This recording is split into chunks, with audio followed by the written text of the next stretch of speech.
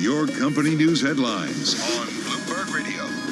From Bloomberg World Headquarters, I'm Charlie Pellet. Citigroup is eliminating more than 300 senior manager roles as part of CEO Jane Fraser's efforts to simplify the Wall Street giant. And with more on the story, here's Bloomberg's Erica Herskowitz. Charlie, the company started officially announcing the cuts this morning. They amount to roughly 10% of the workers at that level. The workforce reductions, which the bank has said may continue around the globe into next year, come as Fraser eliminates layers of management and gets rid of co-head structures to speed up decision-making across the bank. The restructuring is set to be New York-based Citigroup's biggest in 2 decades. Charlie? And that's Erica Herskowitz reporting. We do have Citigroup shares up now by 0.4% year-to-date. By the way, this stock is up by 0.7%. Workers at Wells Fargo branches in New Mexico and Alaska have filed for the first ever union elections at a major American bank. Tellers, wealth management employees, and other bankers at Wells Fargo branches in Albuquerque, New Mexico and Bethel, Alaska, have filed a petition with the National Labor Relations Board stating they plan to move forward with elections to join the Communications Workers of America's Wells Fargo Workers United. Wells Fargo shares, they're down now by 0.4%. And as earnings season winds down, investors will also be on the lookout for results from a handful of retailers and tech companies. NVIDIA's quarterly results tomorrow after the close of trading could still exceed sky-high investor expectations. And those are some of our top company stories at this hour, and this is Bloomberg. You're listening to Bloomberg Sound On with Joe Matthew on Bloomberg Radio. We are live from Washington, where we'll add Kaylee Lines to the conversation coming up just 5 minutes. Thanks for coming along on the Monday edition of Sound On. I'm Joe Matthew in Washington. Let's bring you up to date now. Leslie Lotto has world and national news in the Bloomberg newsroom in New York. Hi, Leslie. Hey, Joe. A couple of the busiest holiday travel days this year upon us. Tens of millions of people expected to pass through airports tomorrow and Wednesday and again early next week. As Americans gather for Thanksgiving, travelers no doubt are hoping for a smoother experience than last year's holiday travel season when weather and airline issues created nightmare delays. Transportation Secretary Pete Buttigieg spoke to reporters earlier today saying cancellations are way down this year and said the government has launched a website called flightrights.gov, where travelers can compare airline policies.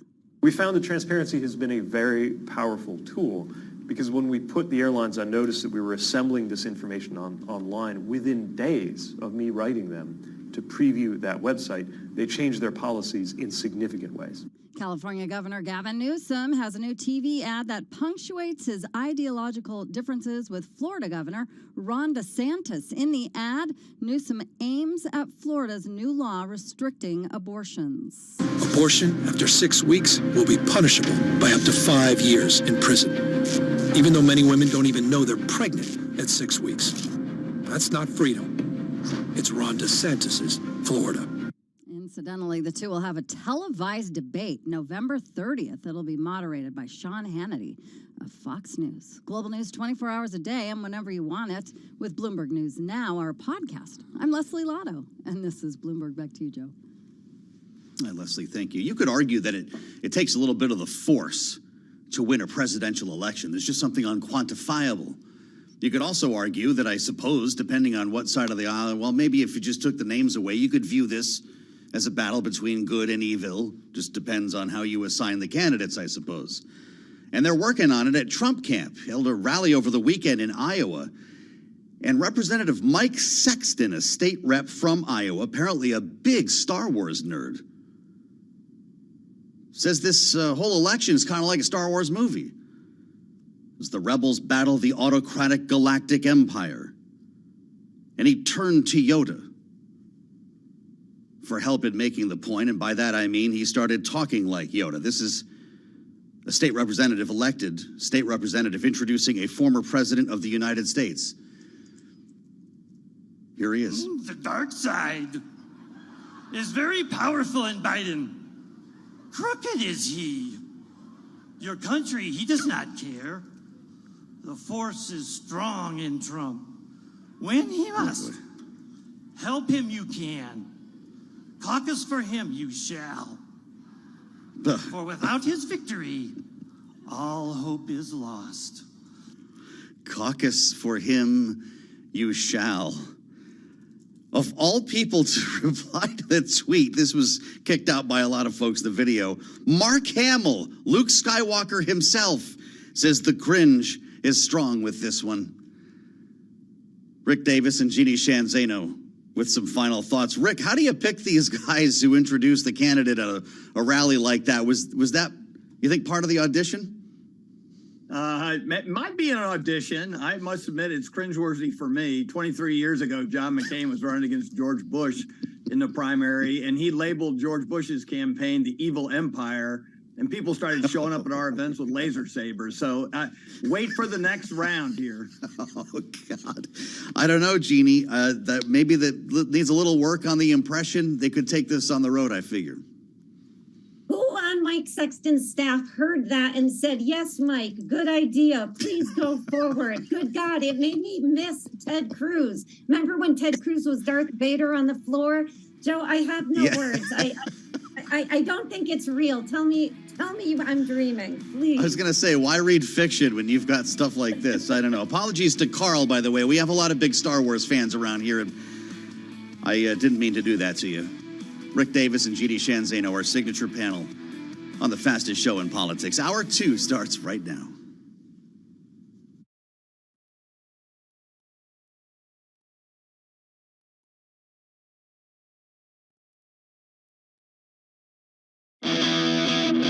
Now, from our nation's capital, this is Bloomberg Sound On. Two major stories that we're following here developing before our eyes. What does it say about Trump's influence on the Republican Party? What can the Biden administration do on its own to support Israel? Bloomberg Sound On. Politics, policy, and perspective from D.C.'s top name. The Republican caucus is at war with itself. Members of Congress would have a press conference every day if somebody would cover that. There is bipartisan support for Israel. This is one of the big ones we only see once every decade or 2 decades in the Middle East. Bloomberg Sound On with Joe Matthew and Kaylee Lyons on Bloomberg Radio. Will the Speaker's honeymoon survive Thanksgiving? Welcome to Hour 2 of Sound On as Mike Johnson faces dismay, I read on the terminal, among his more conservative members. And with the government shutdown looming potentially early next year, we'll get the latest on all this from Jack Fitzpatrick at Bloomberg Government. The lawmakers are gone, but he's still here. And we'll talk about what it means with Mick Mulvaney, the co-founder of the House Freedom Caucus, former acting chief of staff in the Trump White House, back with us for his weekly conversation. Laura Davison, Bloomberg Politics editor, will join, and later a conversation with Dana Hull, Bloomberg senior reporter, on the many headlines dogging Elon Musk, most of the ones that he is generating himself. We got Wall Street, or I should say White House reaction to that, and we'll bring you up to date a bit later on this hour. Kaylee's along for the ride as well. She's back with us today, so let's start on Wall Street as always. Charlie Pellet brings us up to date on trading in New York. Hey, Charlie. Hi, thank you very much, Joe Matthew. Indeed, the Dow, the S&P, NASDAQ all advancing. S&P right now, best level of the day. We begin with the Dow up 200 points, up 0.6%. S&P up 32, up 0.7%. The NASDAQ Composite Index up 154 points, up now by 1.1%. Wall Street is breathing a sigh of relief after a $16 billion sale of 20-year treasuries saw fairly strong demand, with both bonds and stocks extending their powerful rallies. 10-year yield right now at 4.41%, the 2-year 4.90%. Gold down $3.50 the ounce to $19.77, a drop there of 0.2%. West Texas Intermediate crude is surging 2.7% at $77.91 a barrel. With only a few days to go before the Organization of Petroleum Exporting Countries and its allies meet to discuss policy, traders are focused on whether Saudi Arabia will extend its voluntary production cut of 1 million barrels a day into the new year. Ellen Wald is senior fellow at the Atlantic Council, and she was interviewed this morning on surveillance. I think that what's probably likely is the Saudis are going to continue that million barrel a day cut, but they would like to wind that back at some point in 2024. And so in order to do that, they've either got to get the rest of OPEC Plus on board to cut more, or they've got to say, hey, market conditions are doing better. We think that there's room for more supply. And you can hear more of that conversation on the Surveillance podcast. You can download it wherever you get your podcasts. Oil stocks are trading mixed. Exxon Mobil, little change right now, down less than 1/10%. BP up 1%. Chevron higher by 0.4%. So again, recapping, stocks underway are moving higher as we have a rally underway on this Monday, with the S&P now up by 32 points, up 0.7%.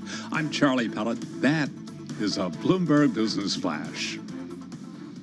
Hey, Charlie, thank you. Happy Monday. Welcome to Hour 2 of Bloomberg Sound On. I'm Joe Matthew in Washington.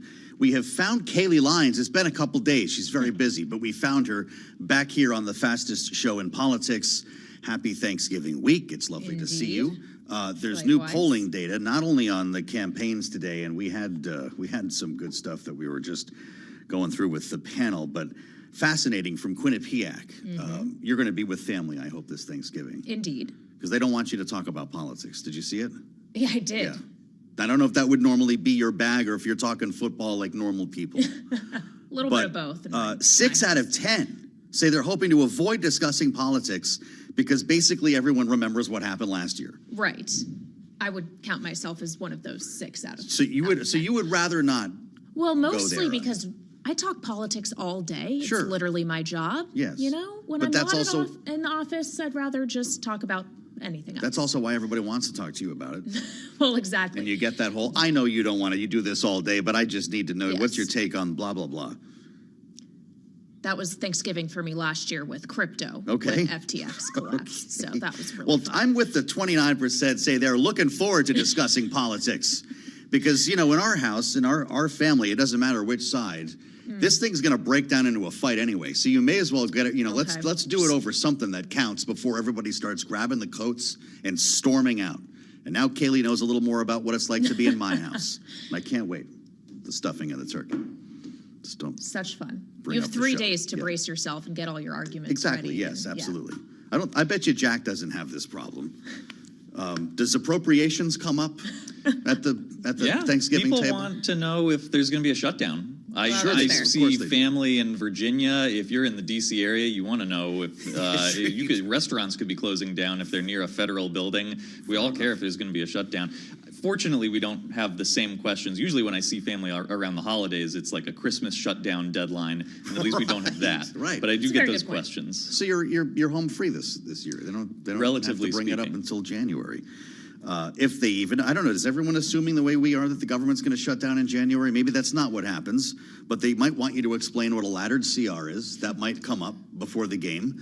And also, you know, kind of where we started here, because there was a lot of talk about a honeymoon for Mike Johnson at the beginning, and people are thinking things might feel a little different after we eat our turkey and come back to Washington. What do you think? Yeah, there are a lot of challenges. I don't know if this devolves into a shutdown or just the lack of a deal that requires a full year continuing resolution.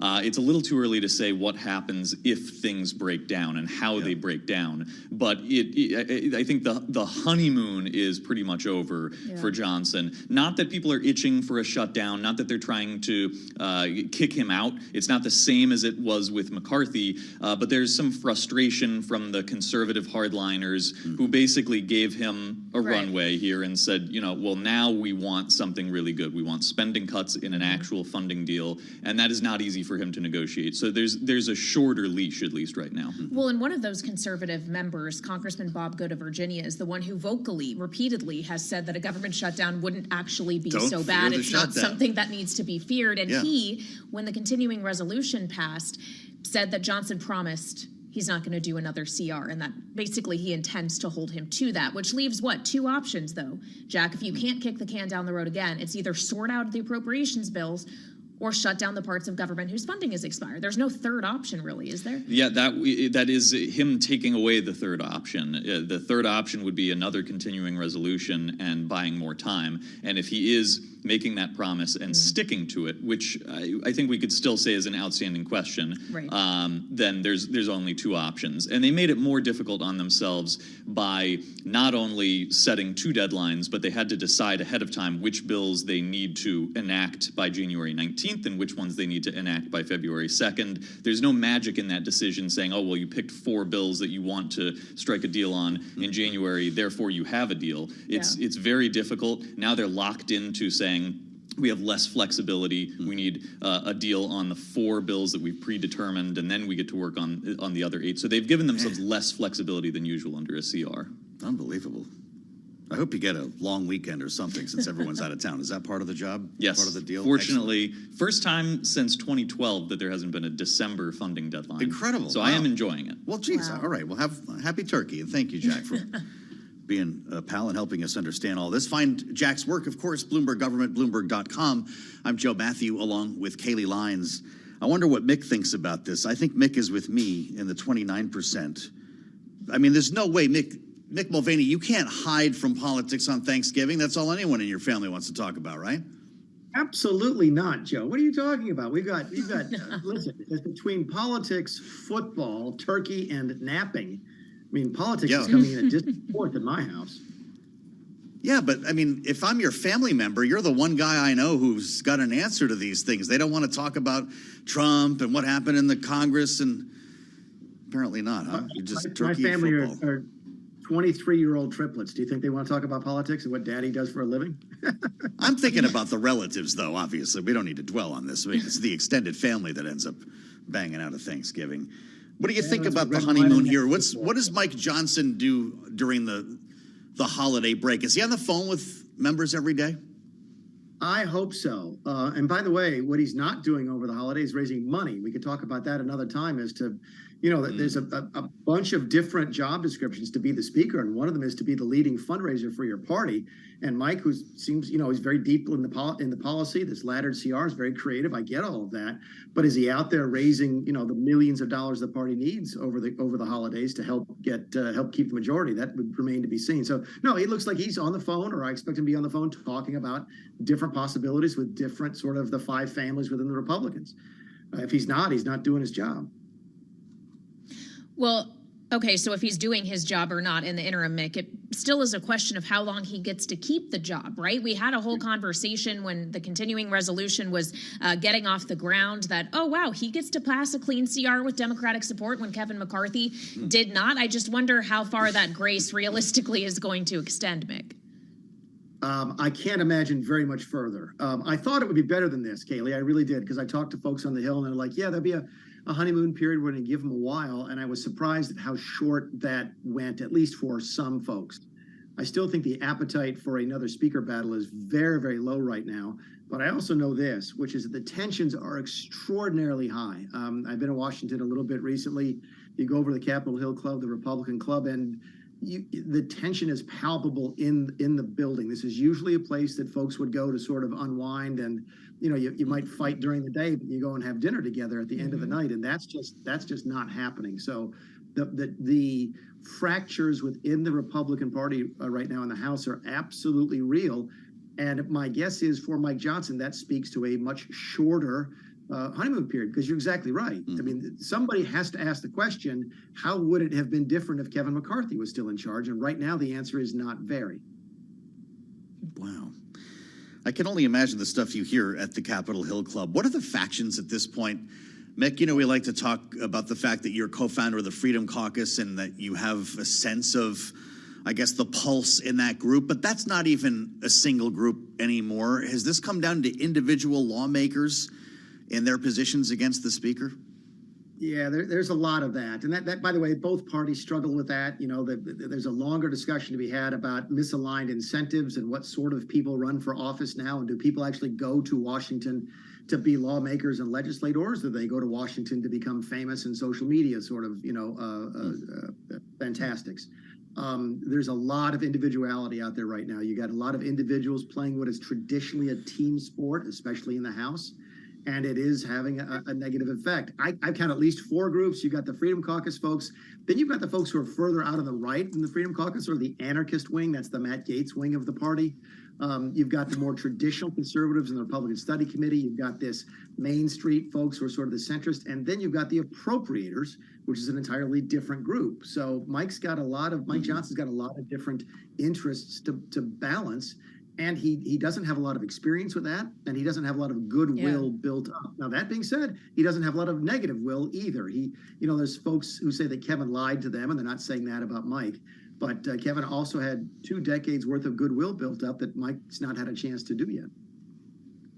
Well, that was the whole conversation around how he got the gavel in the first place. Maybe it was less about how many friends he had, but how few enemies, Mick. As we talk about the challenges that Johnson is facing in keeping his conference together, it's not just a spending fight he has to navigate or questions around funding for Israel and Ukraine. He is going to, in very short order, when they return from the holiday, have to deal with an expulsion resolution for Congressman George Santos, the Republican from New York. Of course, there was that scathing ethics committee report released last week, resulted in the chair of the ethics committee putting forward this expulsion resolution. Do you think Santos is done, Mick? I do. Actually, I think that's probably the easiest thing for him to deal with. That sort of puts the rest of it in perspective. An expulsion of one of your own members at a time when you have an extraordinarily narrow margin. But my guess is that George is probably gone.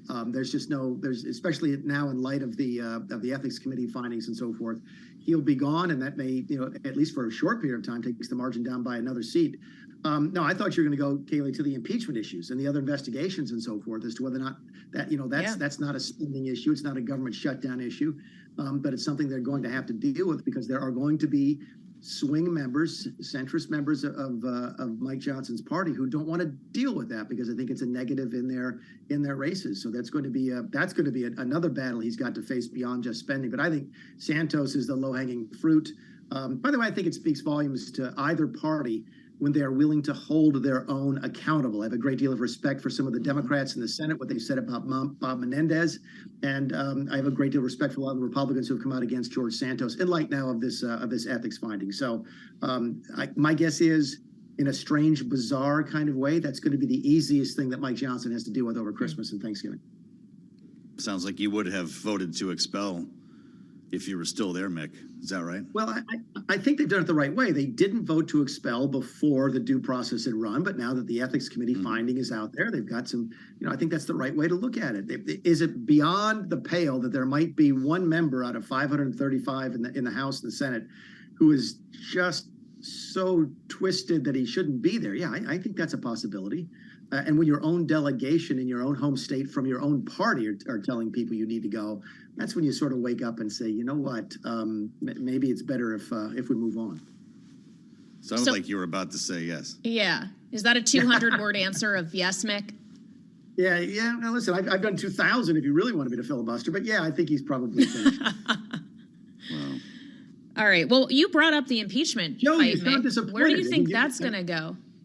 I got a sense that he's disappointed that George Santos might be leaving. What we lose the ability to have discussion?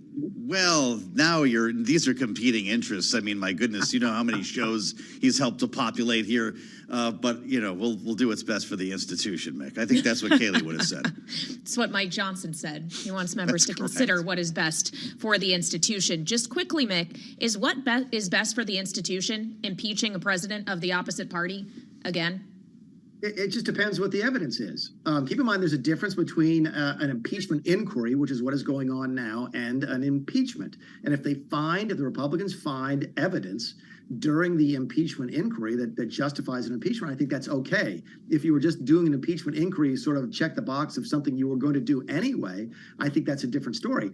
My biased opinion is I thought that's what the Democrats were doing with Donald Trump. They were going to impeach him. They ran, many of them did, on impeaching him. So they're sort of laying the foundation for doing what they were going to do anyway. If you're going to impeach the president, there needs to be a really good reason for that. It needs to be a high crime and misdemeanor. If they found that, and there's been some pretty damning evidence, or at least evidence that might be damning against President Biden, then that's fine. But it can't be seen as a pretext to do something you wanted to do against your political enemies. Mm-hmm. We always want your biased opinion. That's the whole point here, Mick. Hey, we're out of time. You're going to be in Iowa and New Hampshire, right? I'm actually going to Alabama for the next Republican debate. News Nation, the nice folks over there have got that, so I get a chance to go down to Alabama. Okay. I'll be all over the place. Yeah.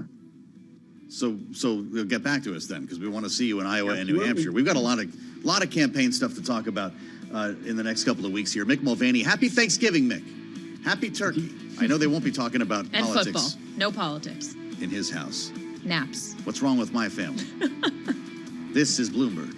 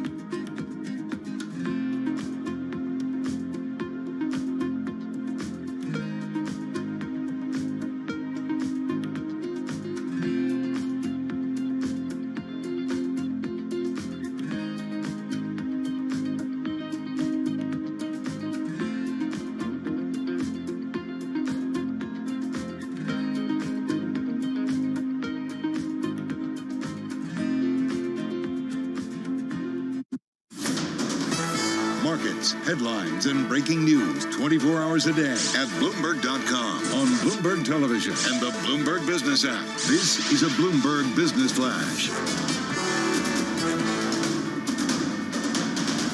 It's 2:21 on Wall Street. We do check markets all day long here at Bloomberg. Stocks are powering higher as Wall Street breathes a sigh of relief after that $16 billion sale of 20-year treasuries saw fairly strong demand, with both bonds and stocks extending their powerful November rallies. Right now, we've got the 10-year yielding 4.42%, the 2-year 4.91%, S&P up 30 to 45.45. That is a gain of 0.7%. The Dow up 191 points, up 0.5%. The Nasdaq Composite Index is up now by 1%. After the close of trading today, we will be hearing from Zoom Video Communications. Spot gold down $4 the ounce to $19.76, down by about 0.2%. And West Texas Intermediate crude now up 1.9%, $77.32 for a barrel of WTI. Fidelity International CEO Ann Richards is stepping down after 5 years leading the asset manager. She will remain at the firm as a vice chair to help Fidelity with its key external relationships and strategic partnerships. A spokesperson for Fidelity declined to comment on the reasons for Richards' decision to retire. Again, recapping, we have got stocks advancing. S&P 500 index moving towards its highest since August. S&P up 31 right now, up 0.7%. I'm Charlie Pellet. That is a Bloomberg Business Flash. You're listening to Bloomberg Sound On with Joe Matthew and Kaylee Lines on Bloomberg Radio. I've said it before, when I get the double point from Charlie Pellet on YouTube, it's like just a jolt of energy as we broadcast here from Washington, D.C. God love him. Charlie Pellet updating the markets. We'll say every 15 minutes. I'm sure it's close to that. The voice of the New York subway. Did he just drop the mic? I think that was a mic drop from Charlie Pellet. Finger point and this drop. Guy, every time he leaves the room. That's right. Yep. Mic drop. Double point. I'm Joe Matthew with Kaylee Lines. She's back with us today as we look at the political landscape going into campaign season with some new polling data. We spent some time with Rick and Jeannie on this NBC poll. Yeah. It's Joe Biden's 81st birthday, and this is probably not what he wanted for his birthday. More talk about his age and a record low approval rating, at least in terms of this poll, is at 40%. Joe Biden, though, with the humor when it comes to the age. He was out there with the turkey pardon, you know. Liberty and Bell. Liberty and Bell. Yes. And took note of how long they've been doing this at the White House. This is the 76th anniversary of this event. And I want you to know I wasn't there in the first one. I was too young to make it up. Yet he was alive. Yeah, yes. 5 years old. I don't know if that's going to help or not. Maybe Laura can help us. Laura Davison is with us, Bloomberg Politics editor. It's good to see you, Laura. I mean, I know everyone's trying to be funny here and figure this out, but is that not, I've asked it before, the only weapon that Joe Biden has against the age issue, other than, you know, maybe doing sit-ups out in the White House driveway or something, is to make people laugh about it, to lighten the mood? That's certainly been the White House's strategy. If they, have a whole bunch of behind-the-scenes things they're doing to make sure that he doesn't trip, to make sure that, when he's going upstairs and he's in these very visible places, that he looks strong, that, that the environment around him doesn't, cause him to look older than he is, or just to look old in general. But generally, when he's asked about it, his gut reaction is to go to humor, which is not a bad strategy. If you want to look younger, if you want to look like you're fast and quippy, humor's a decent strategy there. The question is, though, I don't know that it's working. When you look at the poll data, a majority of both Republicans and Democrats think that he's too old to be president. And this is one of the main things that people think about when they think of Joe Biden. So that's going to be the key problem for the White House over the next 12 months up to Election Day. Well, and Laura, the other issue is while perceptions that the president is too old do seem to be very front of mind for voters, when polled on the issues as well, it's not looking good. It's not just an age thing. It's also a job approval thing, whether it's the war between Israel and Gaza or the economy. It's just really hard to find numbers that work in his favor right now. Yeah, you look at the Bloomberg Morning Consult poll that came out last week, and this, looks at 7 key swing states, and on basically every issue, in terms of the economy, national security, Trump is polling better than Biden in all of these issues. It's really there's only a handful of issues, healthcare, climate change, and abortion, where Biden is really coming out in a better position than Trump. So that's going to be a key problem. As the campaign is trying to make this about the economy, they're trying to make it about Bidenomics, but people are either confused or don't like Bidenomics, which is going to be a key issue for them. Yeah, that's a problem. As are young people. 18 to 34 appears to be a major weak spot for this now 81-year-old. And I'm not sure it's just about age here, Laura. It has to do with politics. Young folks, typically more progressive than their parents, are upset about what's happening in Gaza. They're still sore about what happened with student loans. And I could keep going with that list. What does he do about it? This has really been, Biden's key trouble. If you go back to the 2020 election, there were a bunch of other candidates that were more progressive, Bernie Sanders, Elizabeth Warren, and young voters really flocked to them. And when it came down to a choice of Biden versus Trump, voters went with Biden. The question is now that we've got this rematch, you have these very unpopular candidates, you have key issues where Democrats are split, like the Israel-Hamas conflict, where you have younger voters who are more sympathetic to the Palestinian cause than older Democrats. He's going to have to try really hard. Things like student loans, he tried, and generally, didn't have a ton of success on delivering and showing that, that they're making efforts in a way that a lot of people saw the difference. So we're going to see, how Democrats, what surrogates they use, what other people they bring out on the trail to try to bring young people along. But generally, when you talk with younger Democrats, Biden is not their first pick or even their third or fourth pick on who they'd like to see as the Democratic nominee. Well, of course, so much of what the Democratic nominee is going to be up against is a factor here, Laura, in terms of who the likely Republican nominee is going to be. You hear consistently from Biden, as you heard in 2020, don't compare me to the almighty, compare me to the alternative. This is still a campaign that is really hoping that alternative is Donald Trump, right? Yes, that is really the Biden campaign's ideal candidate.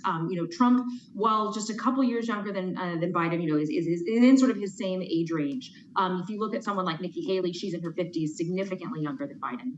And you look at just sort of the anger and the momentum among Democratic voters that Trump generates. They're hoping that will, even if people aren't feeling super enthusiastic about Biden, they will feel super negative about Trump, and that will convince donors to donate, voters to get out to the polls.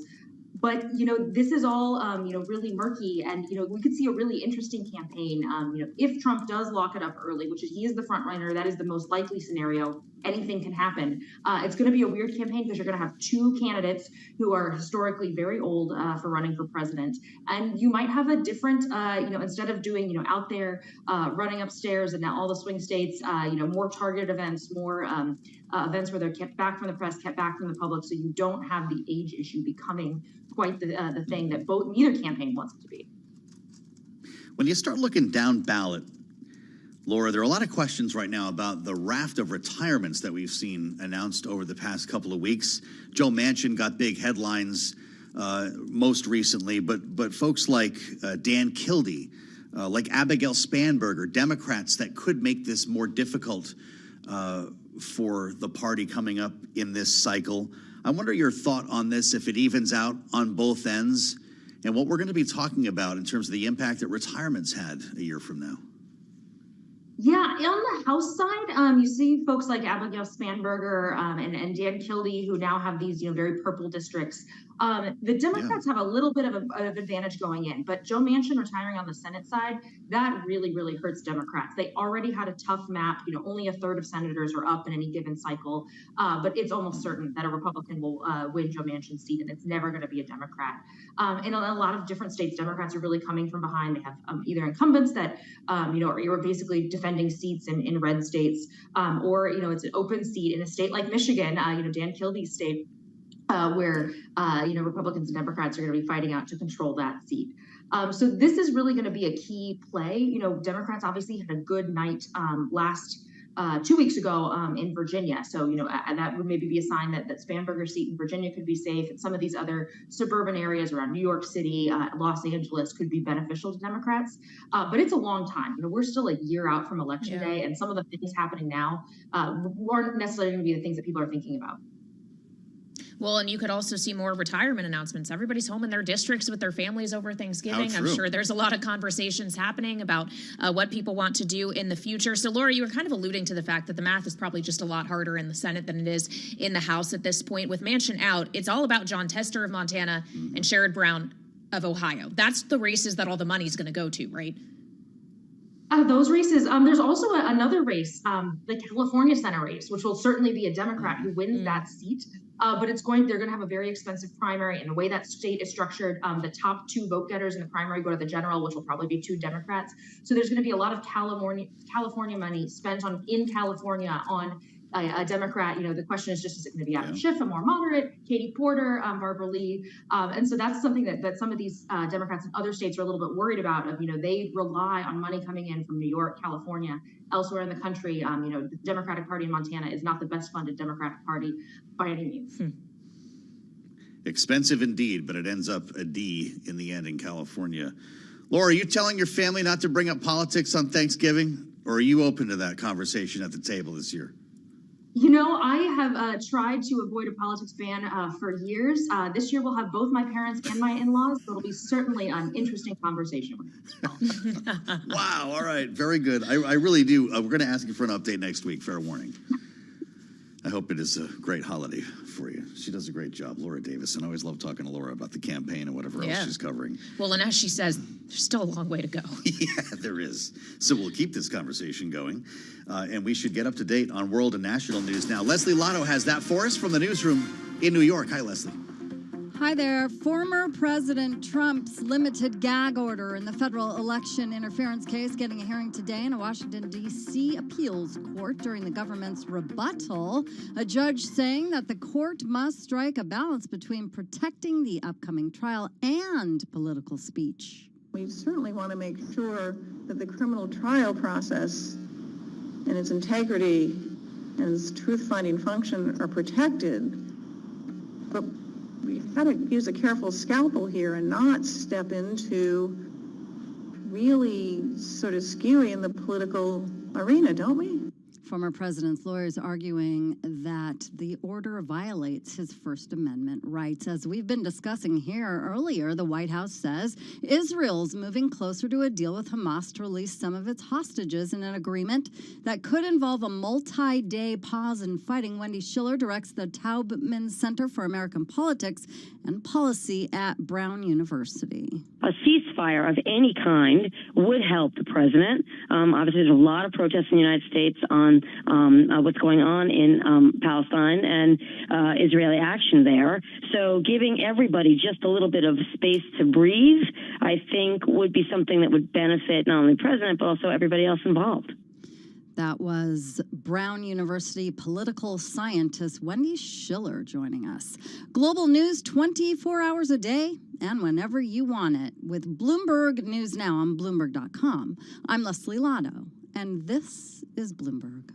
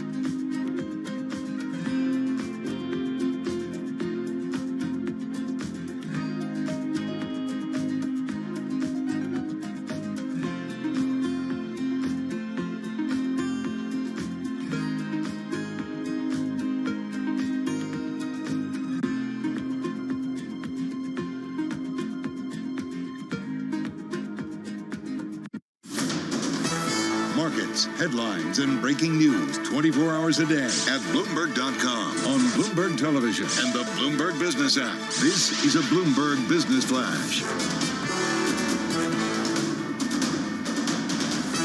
It's 2:40 on Wall Street. We do check markets all day long at Bloomberg with the Dow, the S&P, and NASDAQ all advancing. Best level of the day right now for the S&P 500 index, up 34 points, now at 4548. That is a gain of 0.8%. Wall Street is breathing a sigh of relief as a $16 billion sale of 20-year treasuries saw fairly strong demand, with both bonds and stocks extending their powerful November rallies. S&P now on track for its highest since August, again up 34 points, up by about 0.8%. 10-year yield 4.41% right now on the 10-year. We've got the 2-year yielding 4.91%. Spot gold down $2.50 the ounce to $19.77, down by about 0.1%. And West Texas Intermediate crude is up 2.2%, $77.60 for a barrel of WTI. So the Dow, the S&P, and NASDAQ are all advancing, and Mark Haefele at UBS is advising clients to buy quality names. We recently, about 2 weeks ago, upgraded the U.S. tech sector again, in part because that's where we're finding quality, and there certainly is, over the longer term, this kind of big is going to do better theme that we want to play on. And speaking of those big tech names, the NASDAQ 100 index up now by 1.2%. McDonald's has agreed to buy Carlyle Group's minority stake in the partnership that runs the restaurant chain's business in China, Hong Kong, and Macau for an undisclosed price. McDonald's shares up 1.2%, Carlyle up 1.6%. Again, recapping, stocks are higher, S&P now higher by 0.8%. This is Bloomberg. You're listening to Bloomberg Sound On with Joe Matthew and Kaylee Lines on Bloomberg Radio. A lot of headlines outside of the world of politics infiltrating the world of politics, Kaylee. That begins with something you were talking about earlier on Bloomberg TV, and that's the situation at OpenAI. Yeah. You know, these things start to create ripple effects. You get big headlines from the business world. Somebody's going to bring it up in the briefing room at the White House. Just unlikely they're going to get an answer.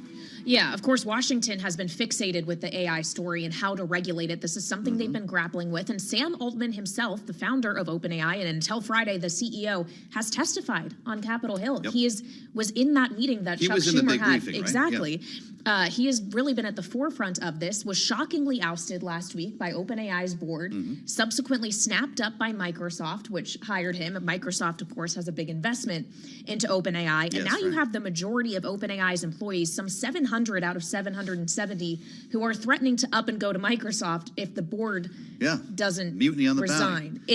There's a lot of moving parts. It's incredible stuff. And Karine Jean-Pierre, the press secretary, isn't going near it. We're not going to comment on any private company, she said, but did reiterate the White House's stand with the executive order when it comes to AI. Yep. They need to assure AI systems are safe before releasing them to the public, was the statement. We'll continue to make that clear. We're in a world where the White House is now fielding questions about Sam Altman. You interviewed him that day at the big briefing, Briefly. didn't you? He was stopped by I yelled at him and there was kind of a rope line going on. Yes. You guys got a piece of him. And fielding questions about Elon Musk, which is nothing new for this White House. This time around, though, the White House is actually out with a statement on Elon Musk, and it is not good following the whole diatribe and the anti-Semitic comments that he seems to endorse. Yeah, of course, this was a post that appeared on X talking about how Jewish people are dialectical in their racism, and Elon Musk essentially said that was true. You've seen a bunch of advertisers pulling out as a result, but it isn't necessarily, Joe, just about what Elon Musk himself has said on the platform, but this idea that on X, there is anti-Semitic content that sometimes ads are running next to that companies don't want to be sticky here. Affiliated with. He's obviously, you can't deny the retweet. He wrote that. And what was the item that he wrote? Is that this is entirely true or something like that? You have said the actual truth. You've said the actual truth. Very nice there. But Media Matters is the one that got things going here. That's the group that got things going, saying that these ads are appearing next to Nazi content, and he's filing a lawsuit now. Apparently, won't be the first one against Media Matters, what he refers to as a thermonuclear lawsuit. I'm still not sure what that is. I'm not either. What it highlights, though, Joe, is that this is yet another controversy surrounding Elon Musk, who is the key man in many different companies, including ones that the U.S. government contracts with. True. White House called his reply, by the way, unacceptable. And this is where we begin our conversation with Dana Hull, Bloomberg senior reporter writing about all things Elon. Dan, I'm not sure where to begin here, but we're coming from Washington, and so we have obviously the view from the White House. It takes a lot to get the White House to weigh in on a statement from an executive, no matter how offensive it might be. But this is not just any executive. You might argue that this government is more reliant upon Elon Musk than any single man out there. Is that fair? Yeah, I think that's fair. I mean, if you look at SpaceX, for example, NASA is dependent on SpaceX to get astronauts safely to and from the International Space Station. The Pentagon has contracts with SpaceX for launching, highly sensitive national security satellites and also for Starlink. And, climate change is a big issue for the Biden administration, and electric vehicles are kind of key to what the Biden administration is trying to accomplish there. So it was a rare statement from the White House. I will note that Musk himself has kind of now pushed back. 4 days later on Sunday, he made it clear in a tweet that, he's like, I'm not anti-Semitic. And I think he would say that his that everything on X was taken out of context. But it is, yet another controversy. I mean, this is a guy who does not shy away from controversies. He doesn't have much of a filter. He believes in what he calls free speech. And the big fallout right now is, large advertisers on X, a platform that remains very advertising dependent. Yeah, but of course, Anna, he is no longer the CEO of X. He just bought it. He is, though, the active CEO of a publicly traded company in Tesla. And you've had some shareholders coming out and criticizing him for what he had posted on X. And I just wonder if this becomes a bigger question in terms of investor confidence in a public chief executive. I mean, yes and no. I mean, so yes, some small but vocal shareholders, most notably Kristen Hull of Nia Capital, have come out with very strong comments, condemning what Musk has done. Ross Gerber, Gary Black, like others, have kind of raised concerns. But I mean, I'm looking at Tesla's stock ticker right now. I mean, it is green for the day. So if this was really a huge issue for investors, you would see the stock tank, and it's not. And I mean, I think the sad reality is that we have been through countless news cycles where Musk says something that is, that would tank a normal CEO, and he manages to survive. We've been through this with calling someone a pedo, with smoking pot on the Joe Rogan show, with, other tweets that have been pretty edgy in terms of their content. And I mean, I think he's kind of normalized it in a way. And, if investors are publicly concerned, very few are really sticking their necks out and saying so. Boy, it's really something. I probably shouldn't go here, but I'm just curious. What was his defensive reaction to the tweet here? He agreed with a post that said, Jewish people hold a dialectical hatred of white people, writing, you have said the actual truth. Is there gray area there? Well, no, I mean, that tweet was widely viewed as being as sort of endorsing or amplifying anti-Semitic comment. It is, very much, I mean, you saw the American Jewish Congress come out very quickly and talk about how dangerous it was. I mean, and that, and we wrote about it. We were the first news organization to really write about that. And I mean, this is the same, but, you have to remember, like, there's a long pattern here. This is the same executive who, tweeted a couple of years ago that, a Hitler tweet comparing Justin Trudeau of Canada to Hitler and then deleting that. So this is not sort of new. It just came at this time where simultaneously there's just a lot of concern about rising anti-Semitism in the United States and around the globe. We're in the, Israel is in the middle of a war with Hamas in Gaza. So there's heightened sensitivity to this, which is why I think the White House felt like they had to say something. But I mean, this is kind of par for the course for being a Tesla shareholder. I hate to say it, but it's true. Like, this is not anything unusual. So. Well, Dana, we appreciate the insights and great reporting. Dana Hull, Bloomberg senior reporter with us on Bloomberg Sound On. We should note those Tesla shares moving higher as well after a pretty tough weekend for SpaceX. Yes. The rocket blew up. Yes. Again. Talked about that was the conscious decouple. What was that? What did they call it? There was I'll dig that up. Yeah. For you. We'll have to do that in the next I don't know. This is Bloomberg.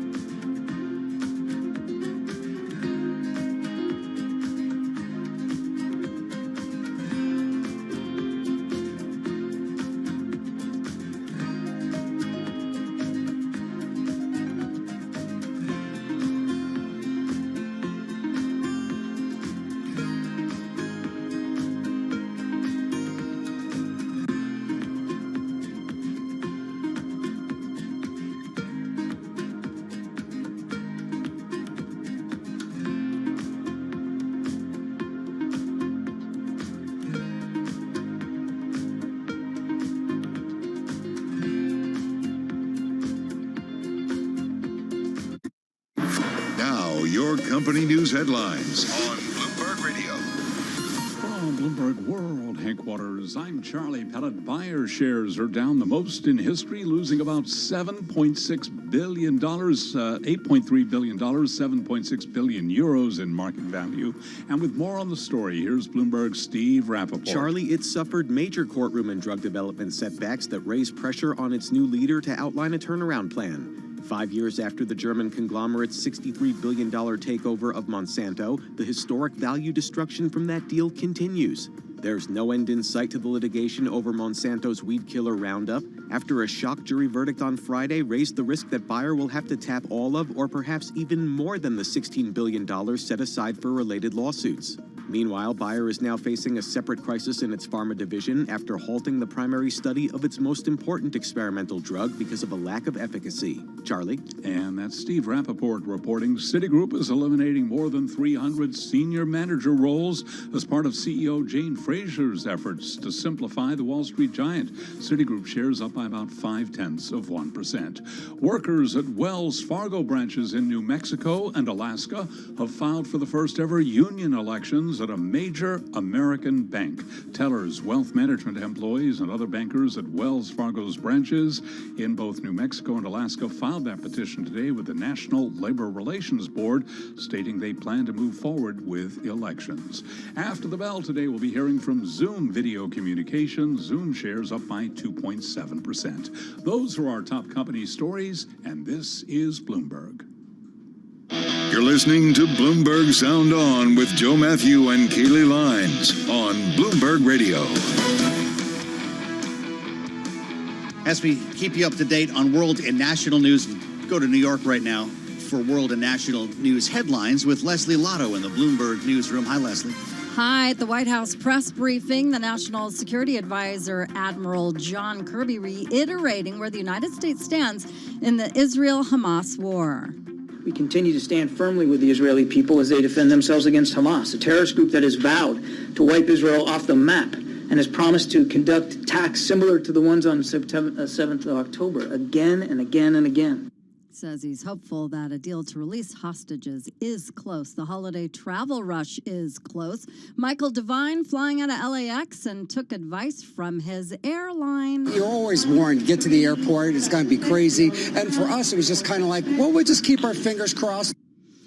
The president, in his annual holiday tradition, has pardoned a couple of turkeys at the White House. The lucky birds named Liberty and Belle made the journey to Washington from a farm in Minnesota.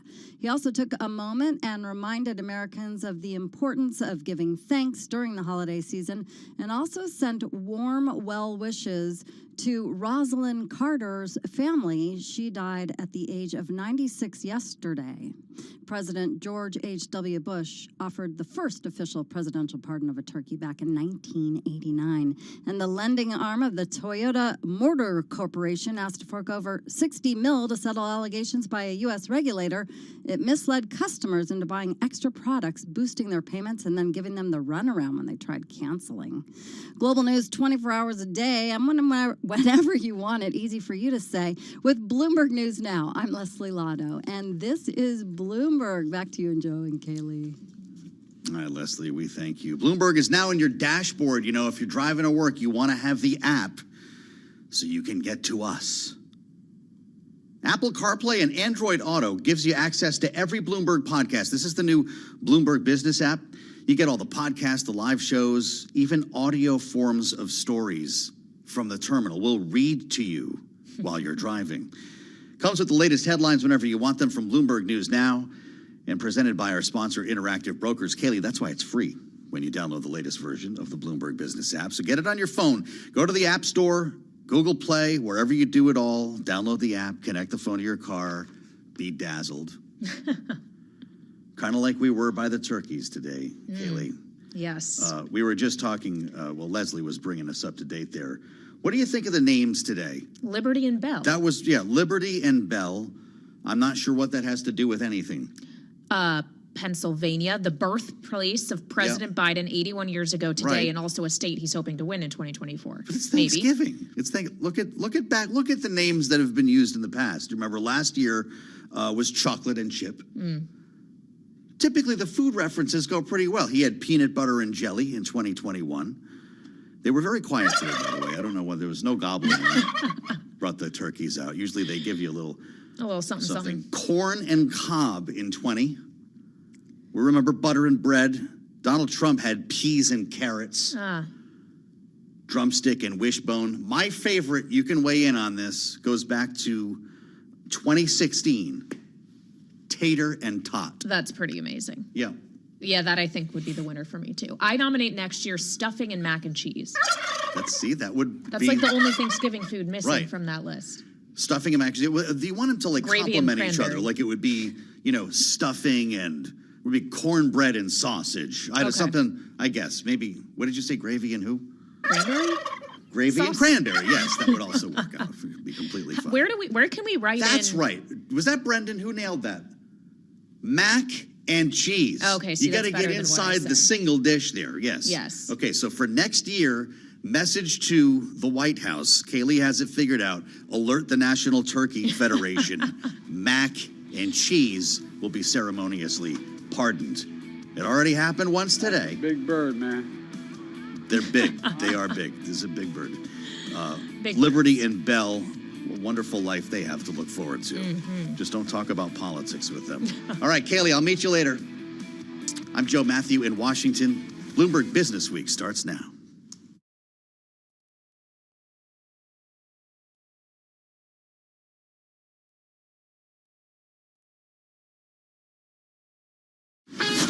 This is Bloomberg Business Week.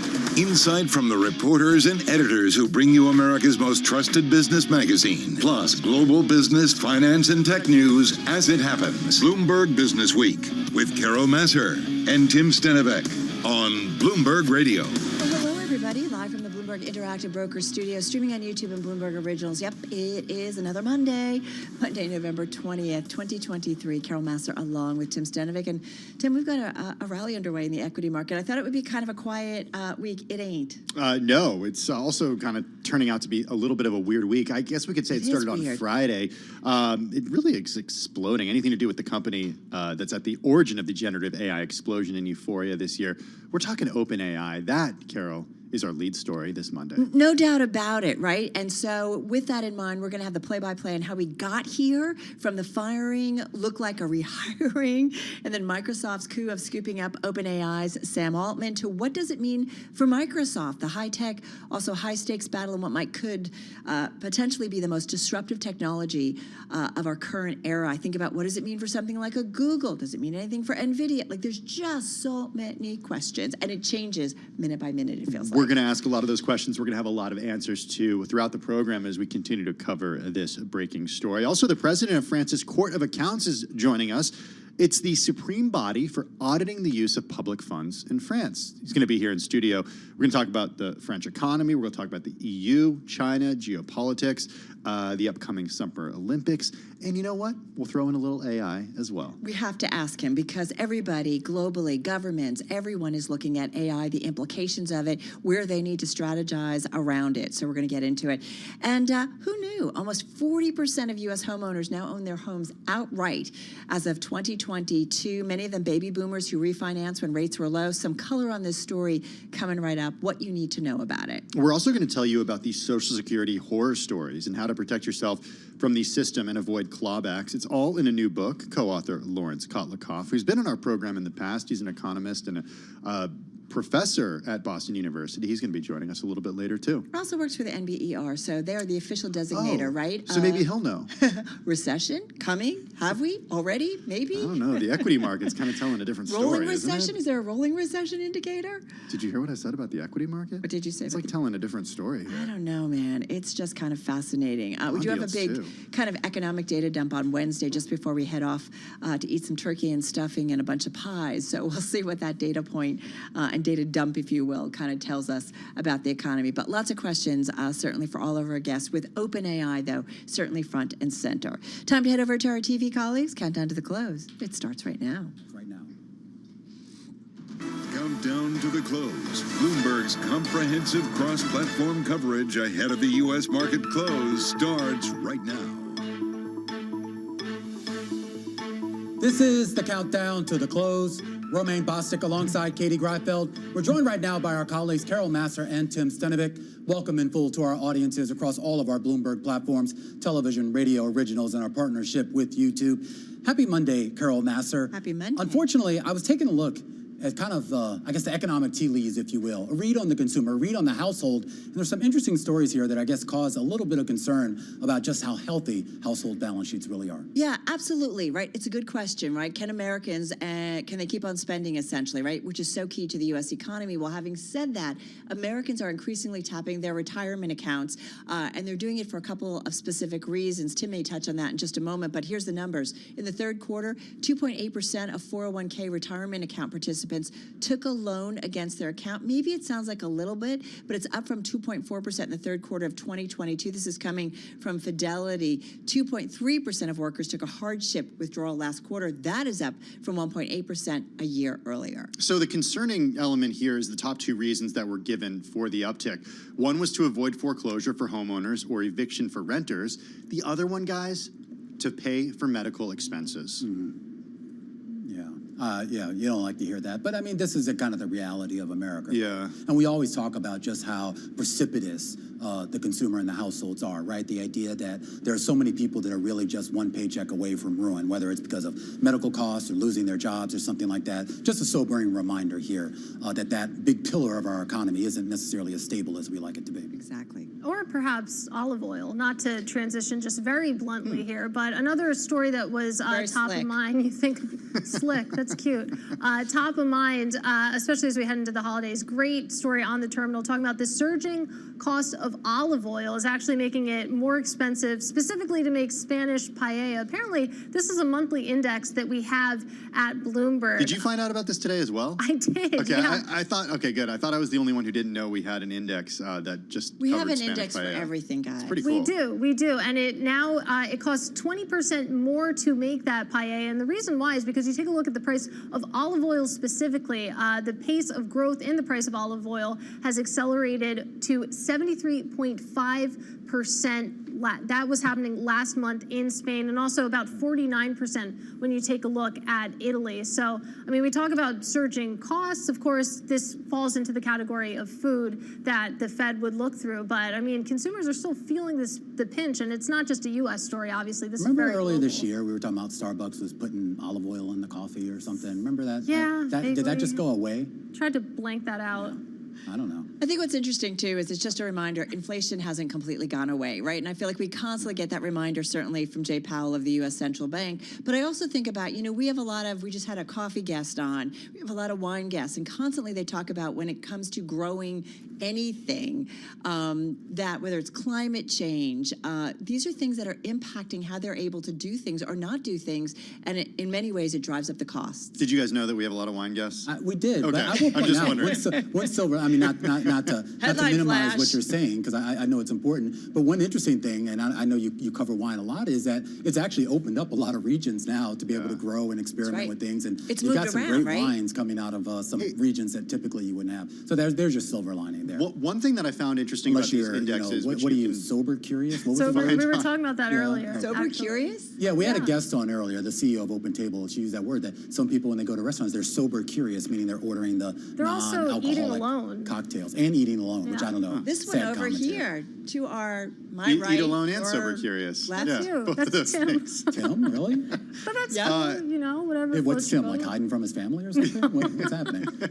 They're away right now, so I get to do whatever I want. Hey, I do want to say one more thing about the indices that we have here at Bloomberg that cover so many different things. The one that covers margarita pizza includes the cost of electricity in Italy, and that went down, what is that, a whopping 47.5%. So we talked so much in the last couple of years about increasing energy costs in a lot of Europe. Important to keep an eye on that one. It's not just the cost of raw goods that go into sort of making these dishes that people have to pay for. The other inputs, of course, include energy, and if those prices are coming down, that could be a good thing. It's an offset. Does that offset olive oil? I don't know. Ned, I'm hungry and I'd like a glass of wine. That's what I'm going to say. It's only Monday and it's 3 o'clock. It's only Monday. It's a holiday week. All right, guys, we're going to be back in less than an hour's time. Our cross-platform continues: radio, TV, YouTube, and of course, Bloomberg Originals. Join us for Beyond the Bell at 4 p.m. Wall Street time.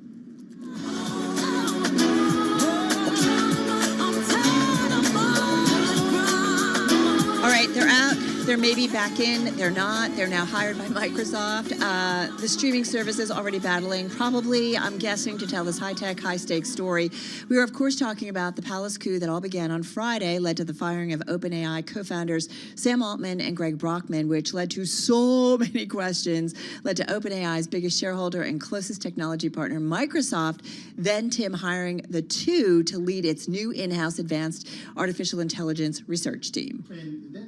And then you have the hundreds of OpenAI employees, including the board member that did the actual firing, then signing a letter to say that they were going to leave. So you have more than 700 of the employees at OpenAI. Basically, just about everybody. Almost everybody. You can't see this on radio, guys, but for those who are on YouTube and Bloomberg Originals, these are just some of the stories that I had printed out covering everything to do with OpenAI today. You know who spent a lot of his weekend writing those stories? He got no sleep, man. In your hand? Thank God he did, because he's going to keep us all honest on this story. Yeah, he's a one-man band and a key player to our incredible tech team that has worked all weekend to stay on top of the story. Carol, we got Ed Ludlow, co-host of Bloomberg Technology, joining us on Zoom from San Francisco. All right, so Ed, let's cut to the chase. I'm trying to think, what's the way to think about this story that I feel like we have to constantly check the headlines to see what's the latest. How are you thinking about it? Here we are at 3:09 Wall Street time on a Monday.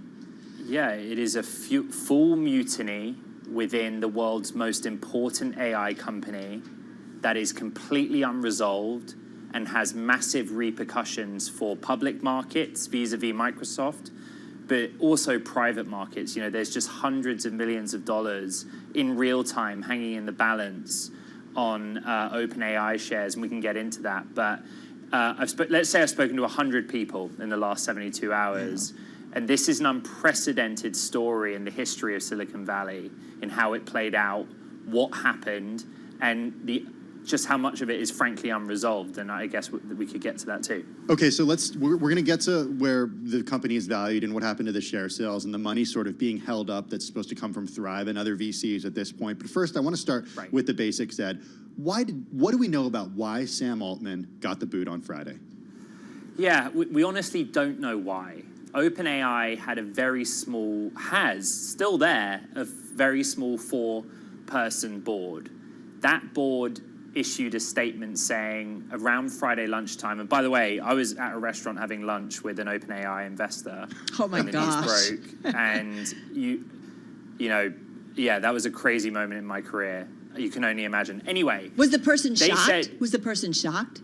We both boxed our food and ran for it, physically ran. And as you guys know, I was on TV within minutes. But listen, the board said it had lost confidence in Sam Altman based on his sort of less than candid communications with the board, without elaborating further. On Saturday morning, Brad Lightcap, who is the COO of OpenAI and remains COO of OpenAI, issued a memo to staff saying that this was a breakdown in communication between Sam Altman and that 4-person board, but there was no element of malfeasance. That's the language used.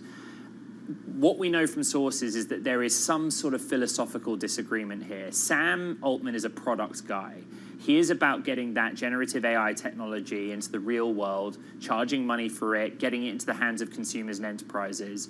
The board, the 4 of them, are largely academics who recognize an existential threat from AI posed to humanity, and that there's a point of difference there somewhere along the way, but we don't know more than that. There's so much more to be unveiled.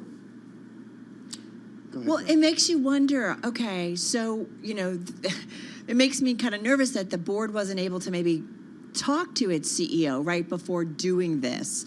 Help me understand. Right, go ahead. Yeah. Right? Well, the chronology of it is astonishing. Sources say Sam Altman found out he was being fired as CEO minutes before he was fired as CEO. Mira Murati, who was then the CTO, was informed the night before of what was going to happen and that she would become acting CEO. And what's astonishing, Ashley Vance, our dear colleague at Business Week, myself, people like Dina Bass, Emily Chang, we were hearing pretty early on Saturday and Sunday, then into Sunday afternoon, that the board was digging in. They were like, no, we're not caving. We're going to hire a new CEO. But the messages from the Sam Altman side were like, right up until the last minute last night, Sam's coming back as CEO. And the net result is that Sam has left, joined Microsoft, and we have a new interim CEO at OpenAI. I'm just trying to give some sense of how all of this just played in real time, and it's rapid. Yeah, it was rapid, but also everyone was wrong. Everyone, the investors that were trying to get Sam Altman back in the CEO role, were adamant that it was going to happen. Satya Nadella, who's the Microsoft CEO, was playing the peace broker, the middleman, doing everything that he could to put Sam Altman back. Yeah. But my understanding is the board, they just didn't pick up the phone. I mean, I went to bed last night, Ed, thinking that Sam Altman would be back at OpenAI. After all, he tweeted out that photo of him at headquarters yesterday wearing the badge, saying it's the first and last time I'm going to be wearing this. Everyone thought, because it was a visitor's badge. So then I wake up this morning and find out that he's at Microsoft. Let's go back to I kind of had to read it twice. I was like, what is going on here? Go back to philosophical differences here. Because that's a big part of this story, is the way that people think AI will play a role in our lives and humanity moving forward. Yes. Where does Sam Altman find himself, and where do others find themselves, and where's the rift? So he finds himself at odds with the board. I mean, that's kind of part of why we're here. And the way to answer that question is to reflect on what happened. So Emmett Shear was installed late last night as interim CEO of OpenAI. And what sources told me and we reported is that a reason he was installed as interim CEO was that he shared with the board a recognition that advanced artificial intelligence does pose an existential threat, an X threat to humankind, otherwise known, in layman's terms, that's what it means. I'm not going to go down the whole EA route. And he shared that in common with the board, while also the board recognized that he was the Twitch CEO as recently as earlier this year, right? They felt that he could run a very large engineering team.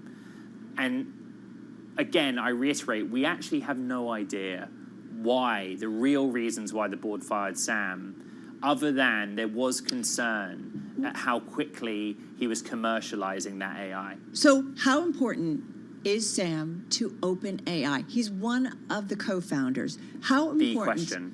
Yeah. Yeah, that's it. So I think that, go ahead. Sorry, Carol. Who owns the IP? I think about that intellectual property that has so far been developed, that Microsoft has ponied up or promised to some $10 billion in it. Exactly. Who owns that? So it's complicated. Microsoft literally owns 49% of the incorporated for-profit OpenAI, which is governed by a not-for-profit board on which Microsoft does not sit. The basic answer is that the intellectual property is the current, prior, and future generations of large language model. But this is the story, and the story of the last 24 to 48 hours has been key man risk. That investors suddenly started to recognize that if you took out Sam Altman, who is responsible for the product, flying around the world, talking to policymakers, attracting the top talent and the investors, and all of the data scientists who matter are willing to leave with him, then what's left over is that OpenAI does not have any value. The intellectual property and value is in those eggheads, forgive the phrase, that are running the place. That's what's happening here. So we have about 30 seconds left. Sure. Ed, Microsoft.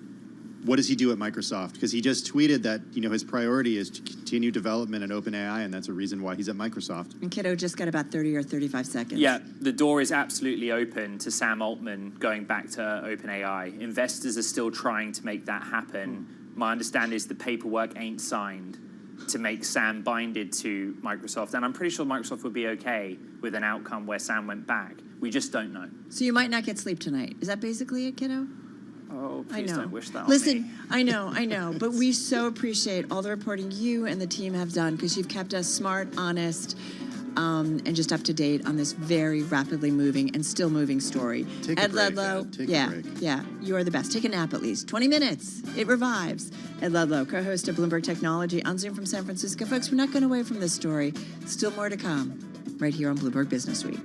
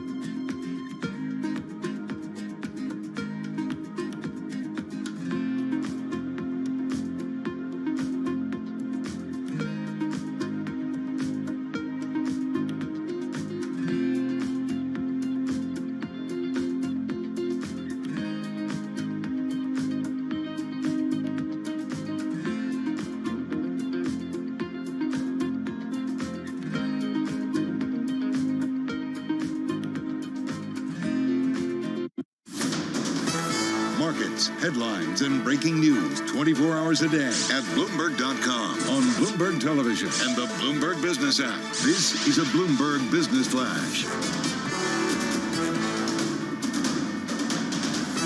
It's 3:21 on Wall Street. We do check markets all day long here at Bloomberg. We have got stocks at just about the best level of the day. 39 minutes to go ahead of the closing bell. S&P advancing towards its highest since August. And this update is brought to you by Glenn Mead. Glenn Mead offers sophisticated wealth and investment management solutions combined with the personalized service you deserve. Your wealth, your mission, your investments. Let's talk. Visit glennmead.com to learn more. Well, Wall Street breathing a sigh of relief after a $16 billion sale of 20-year treasuries lured buyers, with both bonds and stocks extending their powerful November rallies. 10-year yield right now at 4.41%, with the 2-year yielding 4.90%. S&P up 41, up 0.9%. The Dow up 251, up 0.7%. The NASDAQ Composite Index at 14,300, up 174 points. That is a gain now of 1.2%. Spot gold down $2.50 the ounce to $19.78, down by about 0.1%. While West Texas Intermediate crude is up 2.2%, $77.60 for a barrel of WTI. Wall Street is awaiting tomorrow's release of FOMC minutes from the November 1st policy meeting. Kathleen Busjancic is chief economist at Nationwide Mutual Insurance. I actually think the market's moving in the right direction, in that by May or June, they'll be able to cut rates. It'll be very gradual. Typically when they cut rates, they're very quick in cutting rates. This time should be slow, but we still think, by the end of the year, you could get a 4% Fed funds rate. Market's pricing in about 4.5%. So there's still room for the market to price in further easing and even rally a bit along the curve. And you can hear more of that conversation with Kathleen Busjancic on the Surveillance podcast. You can download it wherever you get your podcasts. And as we just heard from our Ed Ludlow, nearly all of OpenAI's employees have threatened to quit and follow ousted leader Sam Altman to work at the company's biggest investor, Microsoft. Microsoft shares up now by 2.2%. I'm Charlie Pellet. That is a Bloomberg Business Flash.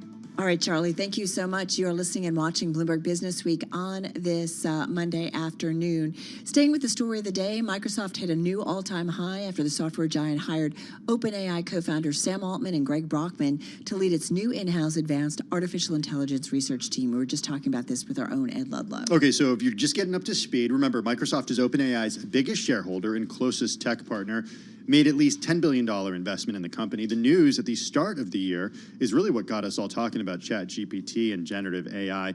Microsoft certainly has its own AI initiatives. Google is aggressively working on it. Right. Tesla does a lot with AI.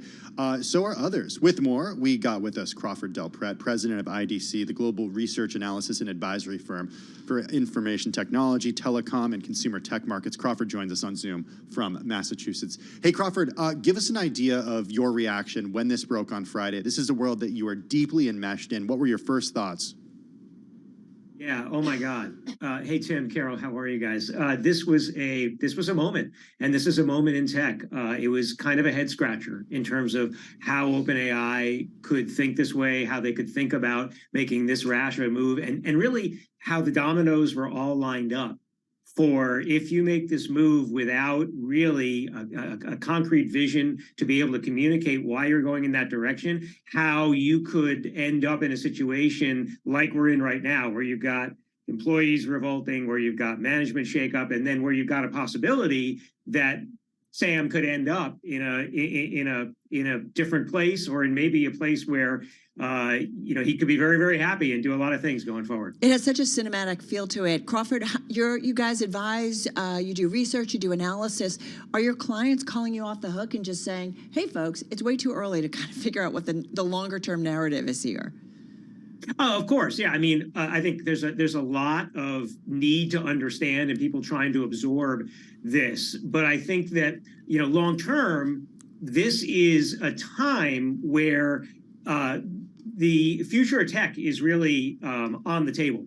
And this is not uncommon. This is not unlike what we saw in the 2000 timeframe, or leading up, where we had Netscape and we had Explorer and we had the sort of the future of the web, or not unlike what we saw in 2010 with the Web 2.0 companies, where you had Salesforce accelerating and you had the cloud accelerating. I think everyone knows, and all customers know, that the pieces as they move around right now are going to form the next decade or more of tech.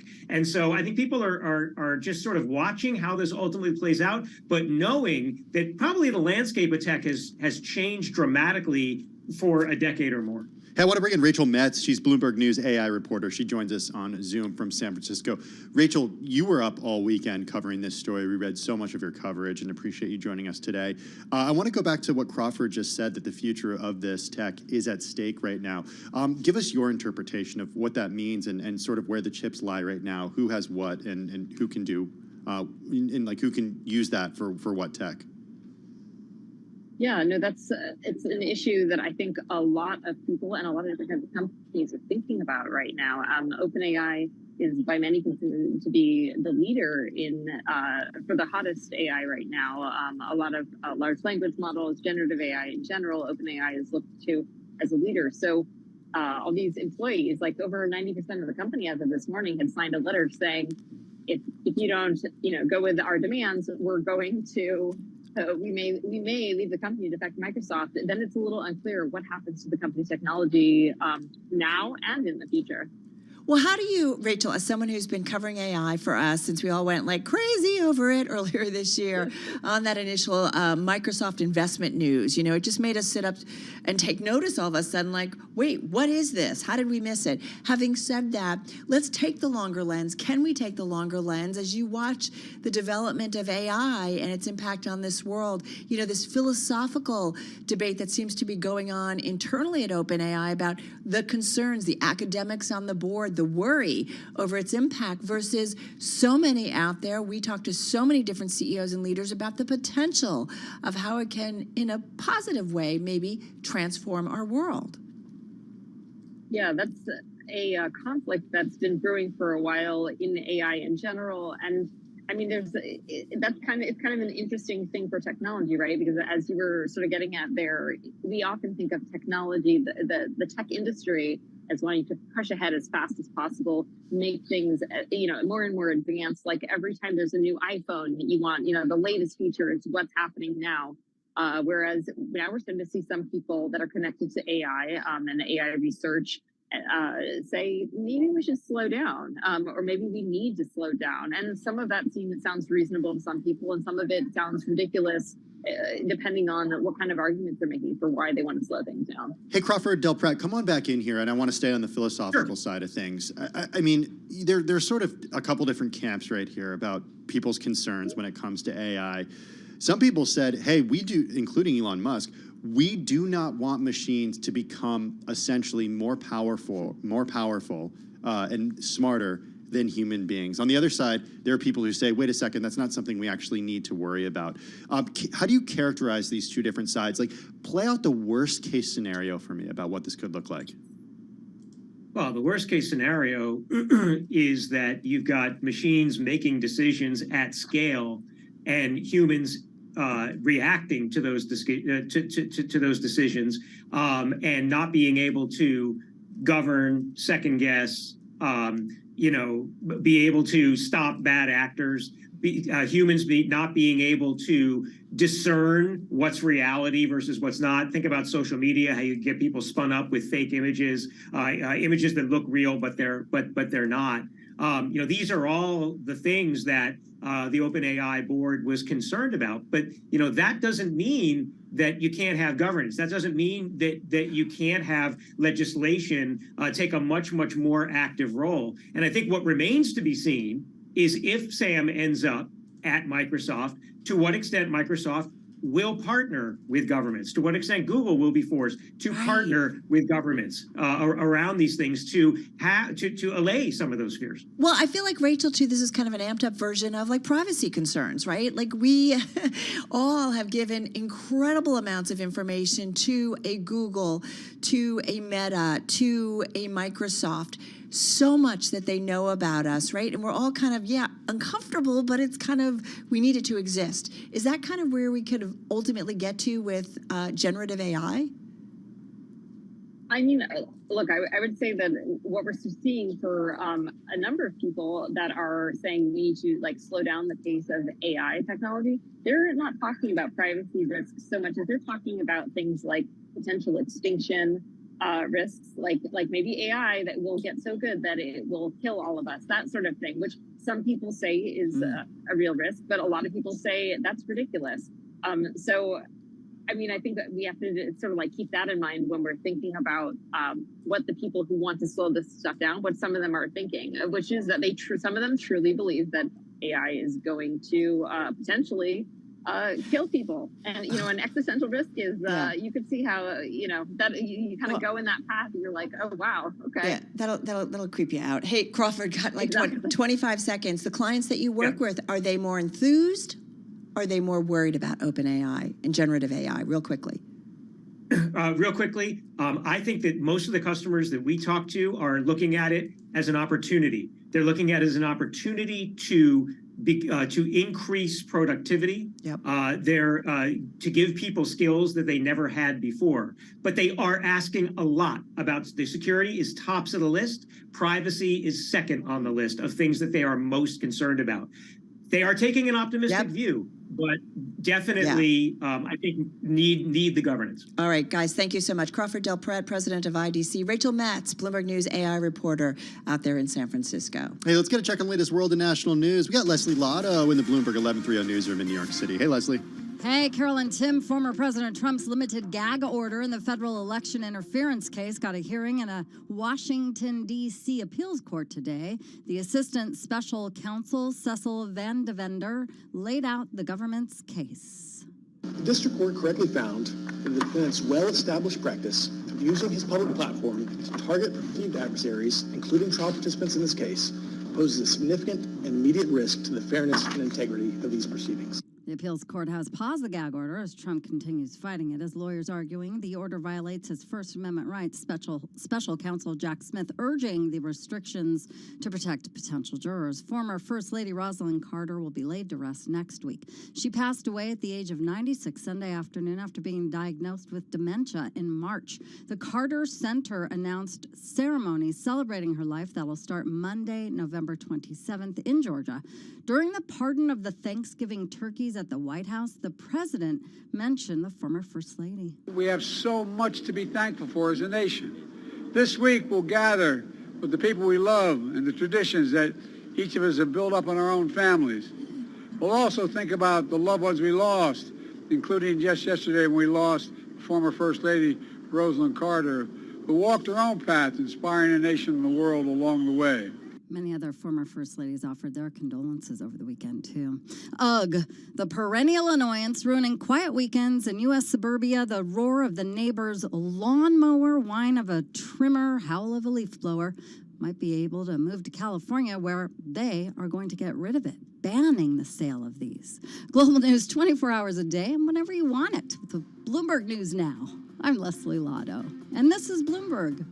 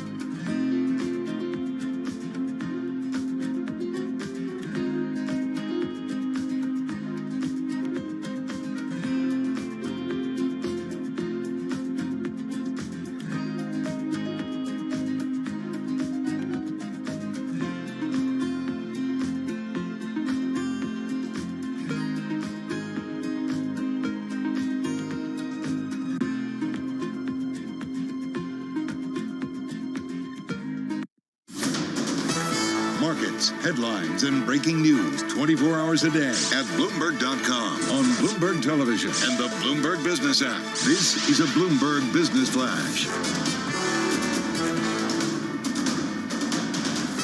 It's 3:40 on Wall Street. We do check markets all day long here at Bloomberg with the Dow, the S&P, and NASDAQ pushing higher. 20 minutes to go ahead of the closing bell. We're looking at the S&P 500 index very close right now to session highs. So let's head right over to the first word breaking news desk for today's afternoon call.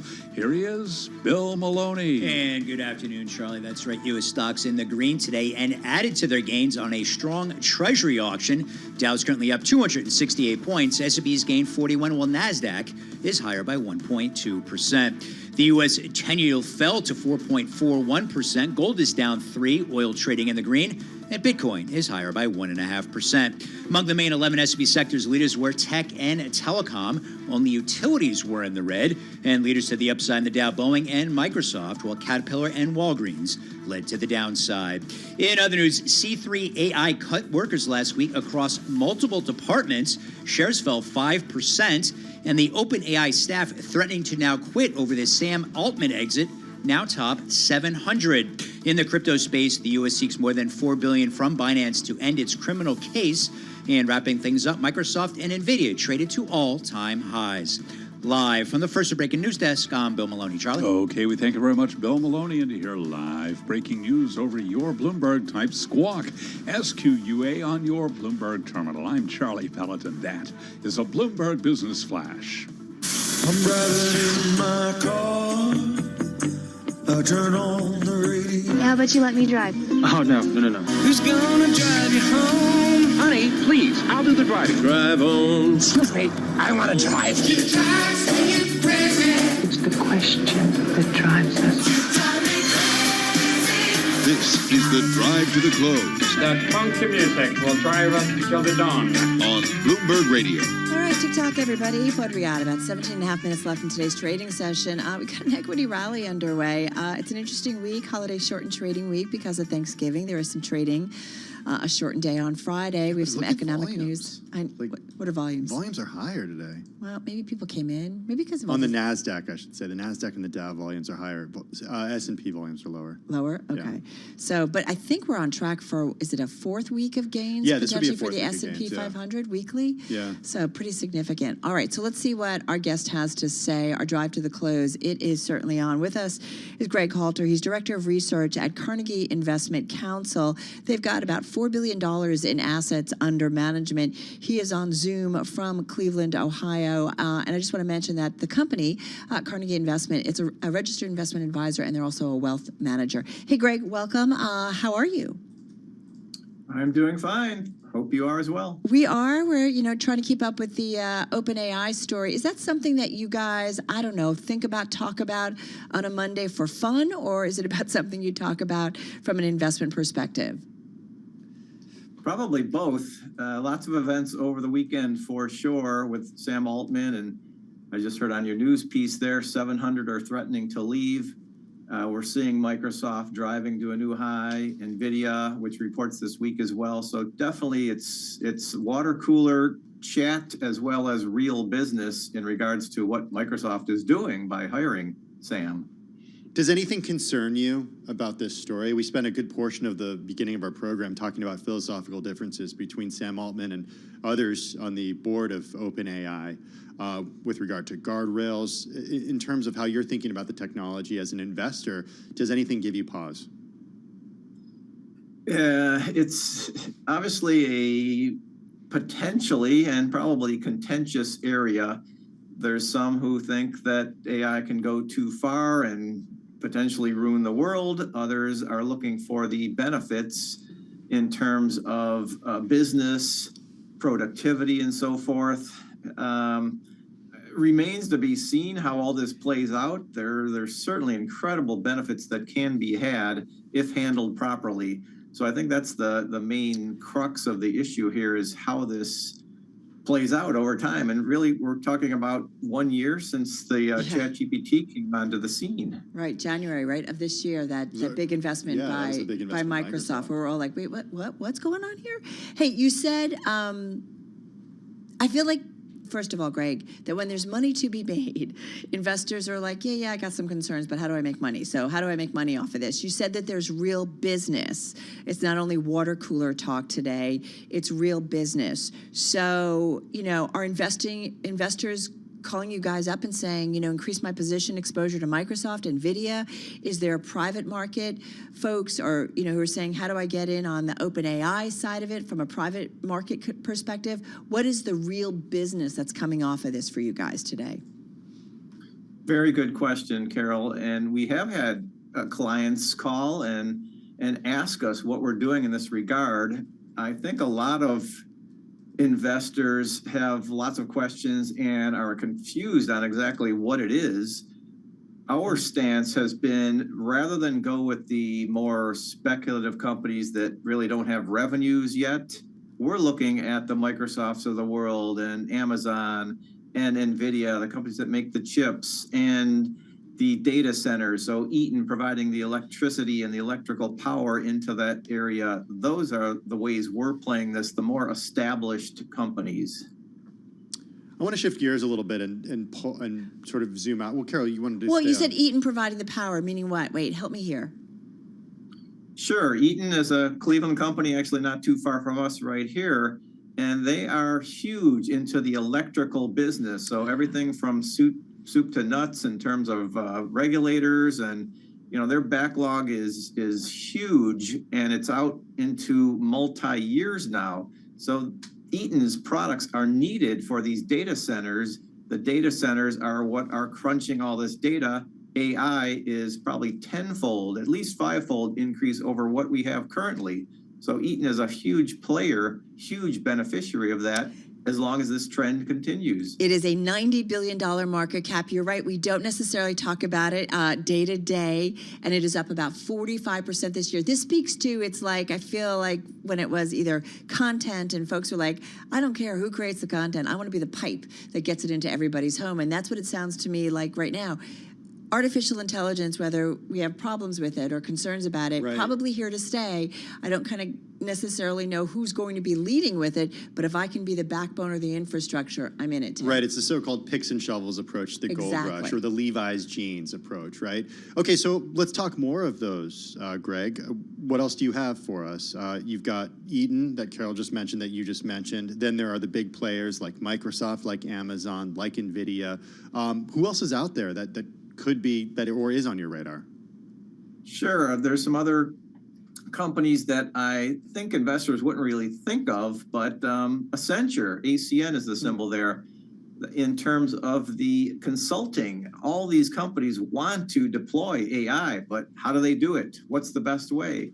Accenture is a huge consultant, and they will be one area we think will benefit from that. It's funny you say that. Accenture hitting a 52-week high today. Shares up so far this year, 24%, Carol. That's pretty fascinating. It's funny, Greg, very early on in my career, it was like the beginning of the mutual fund industry. And that's how we would play it with our host. It's like something would happen in the news world. And it's like, okay, so how do you buy it? And I always throw out this example. It was like, unfortunately, there could be a hurricane or devastation. It'd be like, okay, people are going to be buying the cement, companies. We think about, we're in a wartime, the defense companies, right? Like you look at them right now. And I feel like that is kind of the smart way to be looking at this news at this particular time in terms of OpenAI.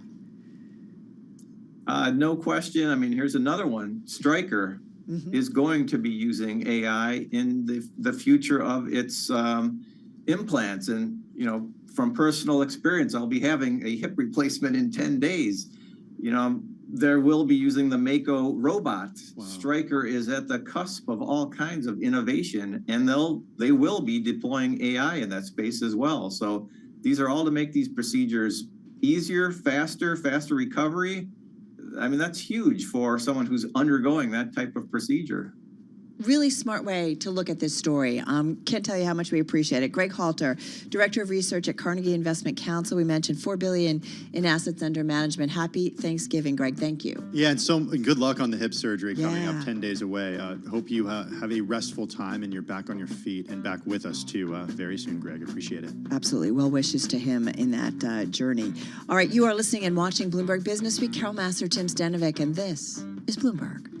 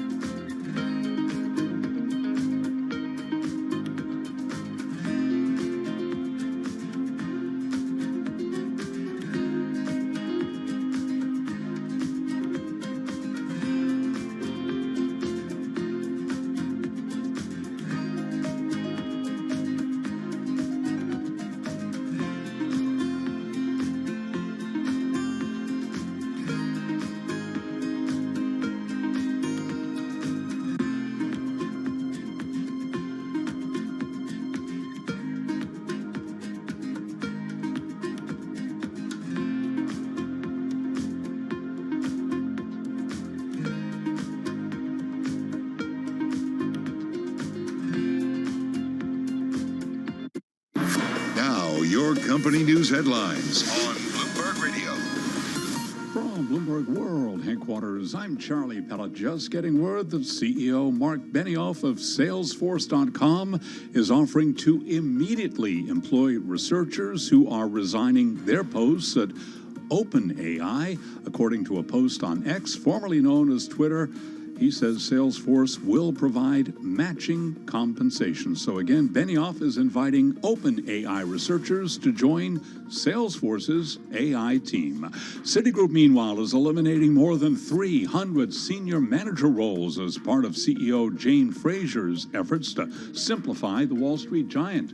Citigroup shares, they're down today by 0.2%. Workers at Wells Fargo branches in New Mexico and Alaska have filed for the first ever union elections at a major American bank. Wells Fargo shares down now by 0.4%. As the earnings season winds down, investors will be on the lookout for results from a handful of retailers and tech companies. NVIDIA's quarterly results tomorrow could still exceed sky-high investor expectations. So with the Fed minutes this week and a lot of economic data, what is the big event for the week? That question this morning for Russ Kostrich, portfolio manager at BlackRock. I think it's going to be probably tomorrow, the NVIDIA number. I mean, clearly, this is still a market that is very much driven by the Magnificent Seven and very much driven by mega cap tech. So this is going to be a big number in a quiet week that I think everyone's going to be watching. And right now we do have NVIDIA shares climbing by 2.2%. Those are our top company stories at this hour, and this is Bloomberg.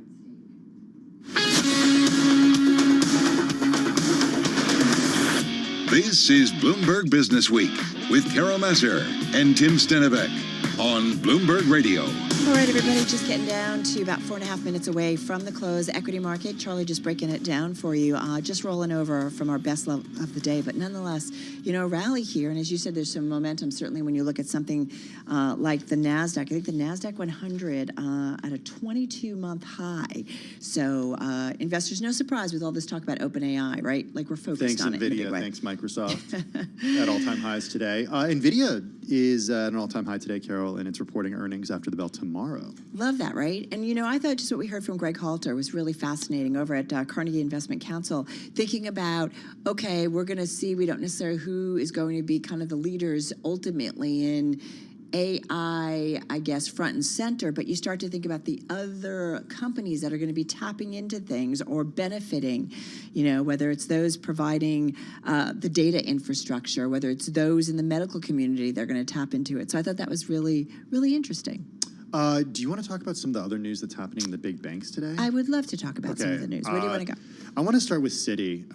By the way, I've been thinking about this all day. This is not related to Citi. What? Somebody who can thank Sam Altman later is Elon Musk for getting him out of the news and all the problems over at X out of the news. Because on Friday and Saturday, it was just like advertiser after advertiser dropping X as a result of, and the White House even came out and tried to, you know, made a comment about what Musk said on the platform. Is that what we're talking about? No, it's not. Oh, but I just wanted to. Sorry, I was like, did I? Sorry. No. But the point is there is other news out there. That's my point. What's funnily enough, isn't Elon Musk one of the initial co-founders of OpenAI? Yeah. See, there's always an Elon. But you're right.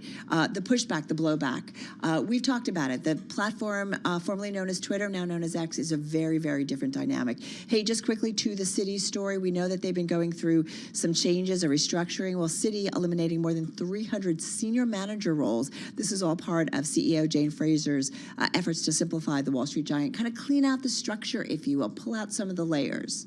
The company is going to, well, they started announcing these today. It's about roughly 10% of the workers at that level who asked not to be identified discussing personnel information. But lots of changes. You can definitely check out the story, find it at Bloomberg.com, certainly on the Bloomberg terminal, but it just continues some of the moves that are happening at that big bank. All right, folks, we're going to talk about the markets. We're going to talk a little AI. We're going to talk a little bit about what's top of mind in this interesting trading day and trading week. Beyond the Bell starts right now.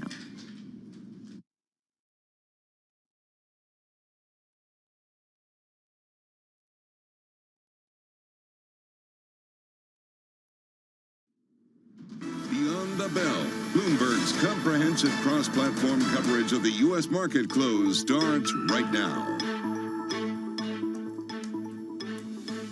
And right now we are 2 minutes away from the end of the trading day. Romaine Bostick alongside Scarlett Fu. We're counting you down to the closing bell, here to help take us beyond the bell. It's a global simulcast with our friends Tim Stenovic and a distracted Carol Masser. Welcome to our audiences across our Bloomberg platforms, television, radio. The OpenAI news, that's all. Trying to keep you informed, kiddo. Originals and our partnership with those folks, Carol Masser, yes, still streaming on YouTube. Romaine never misses a beat. Gotta love it. Interesting rally today. We're just rolling over our highs of the session. I know, like you guys, we too have been all in on this OpenAI story. We just had a great guest. Mark Benioff? No, I know, right? Don't you think about that? I think about Google saying, Mark Benioff, they're all saying, hey, do you want to come work for me? Yeah, I mean, this is talent in what is arguably the hottest sector of tech right now. Of course, you're going to try to poach those folks. Exactly. So that'll be interesting to watch those headlines. I want to mention that Greg Halter, he's over at Carnegie Investment Council. They've got about $4 billion in assets under management. He's like, we're not quite sure how this story is ultimately going to end. Who's going to be the leaders and kind of setting the modes when it comes to generative AI? But what he's thinking about is companies like Stryker, who are going to be using AI in the future when it comes to replacement medical devices, HIPs, Eaton, which is all about electrical products, right? They're going to be the backbone in terms of data infrastructure. Or Accenture, that's hitting a 52-week high today. This is a company that others are going to be tapping into, right, Tim, when it comes to what do I do with AI? What do I need to do with AI? Yeah, speaking of those companies, we spoke to Crawford Del Pret over at IDC earlier in our program, who told us all about AI. The future of tech is at stake here, likening it, Romaine, to what happened in the early parts of the dot-com boom and the winners and losers who were separated there. Yeah, absolutely. Here, let's walk through the numbers here as we get the closing bell here in New York City with the Dow Jones Industrial Average and all of the major indices posting gains on the day to start the holiday shortened week. The Dow up 200 points, or about 0.6%. The S&P coming off 3 straight weeks of gains, looking to extend it to a fourth, higher by 33 points, back around 45 and change, up about 0.7%. The Nasdaq Composite up about 159 points, or more than 1% on the day. And the Russell 2000, while it is the relative laggard, still posting a pretty decent gain on the day of 0.5%. Hey, one thing I want to mention, an outperformer, those Chinese names that trade in the United States, the Nasdaq Golden Dragon China Index up about 3.5%. We did have Scarlett, China pausing rate cuts. They're going to shift to credit stability in that country. So we did see a rally and a move once again into those names. Yeah, it's a little bit of a throwback there, Carol Masser. I know. She's not going to forget about those names. No, never. I know she always has her eyes on those. Let's take a look at the group movers here. Not a whole lot of drama on such an up day. You have 24 industry groups and all but 2 finishing higher. And of course, the leaders here are software, and that's basically Microsoft. You also have semiconductors. NVIDIA, of course, will be reporting tomorrow. Telecom gaining 1.2%. On the downside, 2 groups in the red, household and personal products and utilities. These are classic defensive sectors. You could see them finishing down by at least 1/3 of 1% each. All right, folks, let's get to some of the individual gainers. Gotta do, of course, Microsoft today. Just finishing off its highs of the session, still about a 2% gain and hitting a fresh all-time high, I think closing at an all-time high as well today. Had to do, all the turmoil following OpenAI, Sam Altman out, Microsoft ultimately doing kind of its own coup and saying, hey, Altman, come on over. He's one of the co-founders along with Greg Brockman to lead a newly formed in-house AI research unit at Microsoft. So Microsoft in the thick of this, big investment, as everybody knows, earlier this year in OpenAI.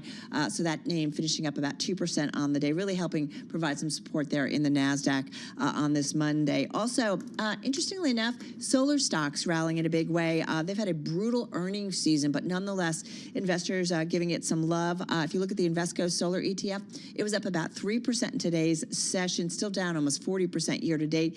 Enphase specifically, it was the number 2 gainer in the S&P 500, number 1 gainer in the NASDAQ 100, and that one is up just about, we're going to pull up the board for you, I think, on Enphase. There we go, up about 6% in today's session. The president and CEO of the company buying about $100,000 worth of shares, according to the SEC. And also some analysts weighing on the company, expecting the next few quarters to remain weak. They talk about an inventory destocking process is completed, but they do say positive signs for the stock are materializing as investors look for the bottom. One more in terms of the renewable energy phase. Renew Energy is about a $2.5 billion market cap company. Wind, solar, hydro. in India. Basically, that's where all their clients are. And that one was an outperformer, up about 8.6%. It's an ADR. It's up about 18% year to date, guys. All right. Well, not easy to find notable decliners with today's widespread market move higher. But I want to start with Bristol-Myers Squibb, among the worst performers on a percentage basis in the S&P 500, down more than 3.8%, sinking after Bayer stopped a trial of a competing drug. The Bayer news is that it stopped a late-stage study of a drug for a lack of efficiency, or efficacy, I should say. And analysts said that could cause Bristol to dip because of its development drug of milvexian. Also, speaking of AI, C3 AI shares falling today. This after investors learned that the company cut workers last week. That news just coming out today, citing employee performance and the need for cost savings. Shares were up more than 8% before news of the job cuts. Shares fell today 4.3%. Bloomberg News reported that employees were fired across departments, according to people familiar with the matter. The stock up about 150% so far this year.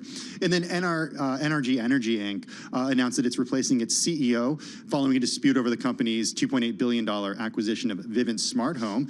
NRG Energy named Chair Lawrence Coben as interim president and CEO as the company begins a search, Romaine, for a permanent CEO of the company. I've always felt that name was weird. It's NRG Energy. I know. Couldn't they have just let it be NRG? Yeah, Energy? exactly. Yeah, exactly. I agree. Okay, we're not the only ones. Maybe that's why Elliot is involved. Anyway, let's check in on what's going on in the bond market here. It was kind of a flip-flop day in treasuries. It started off here, and it looked like we were actually starting to see a pretty significant sell-off earlier in the session here. But that flipped largely on the back of that 20-year auction at about 1 p.m. New York time. And I guess you can call this a resumption of the rally. Saved the 2-year, most of the activity on the longer end of the curve, with the 10-year yield lower by just about a basis point or two. The 20 and 30-year lower by about 3 basis points. I've always been intrigued by the 20-year. I mean, because the yield is so much higher than everything else, and it was revived not so long ago by the Treasury. So there's not a lot out there. I wonder too, because I mean, it's so many. It's funny. There's so many people actually say pay more attention to the 20-year.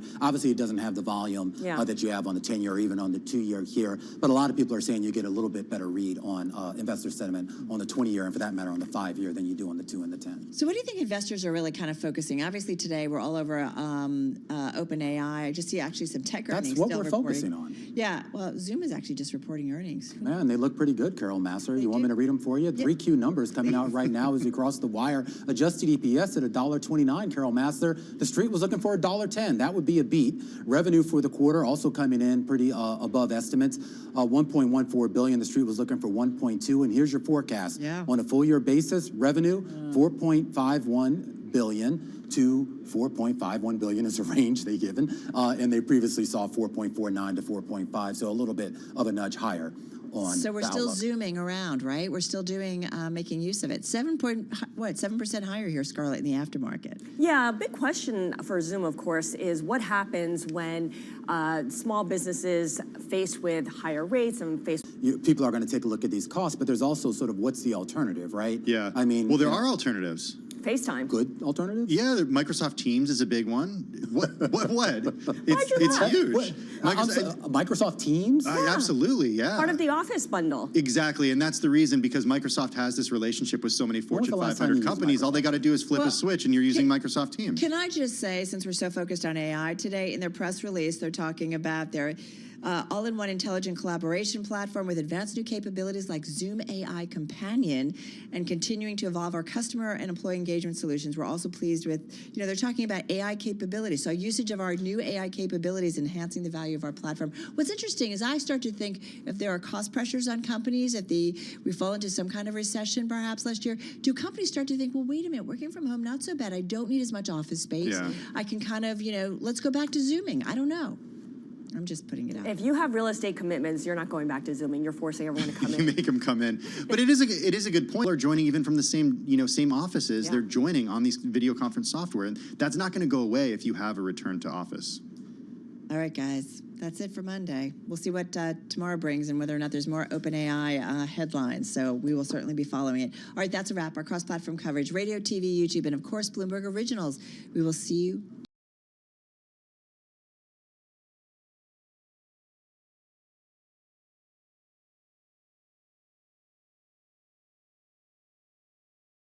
Story of the day, our top business story, top tech story, top palace intrigue story is about what was set into motion following the kicking out of Sam Altman at OpenAI, one of the co-founders. Since then, some 3 days in now, nearly all of OpenAI's employees have threatened to quit and follow their ousted leader to work at the company's biggest investor, Microsoft, unless the current board resigns, leaving the future of the high-profile AI startup increasingly uncertain. There's a lot of questions, a lot of ifs out there, I still feel like, when it comes to this, Tim. Yeah, but somebody who we know has a lot of answers is Tom Giles. He's Bloomberg Technology Executive Editor. He spent the weekend editing many of the stories that you read over the weekend or when you came into work today, all about the palace intrigue and what's been happening at OpenAI. He joins us on Zoom from our San Francisco bureau.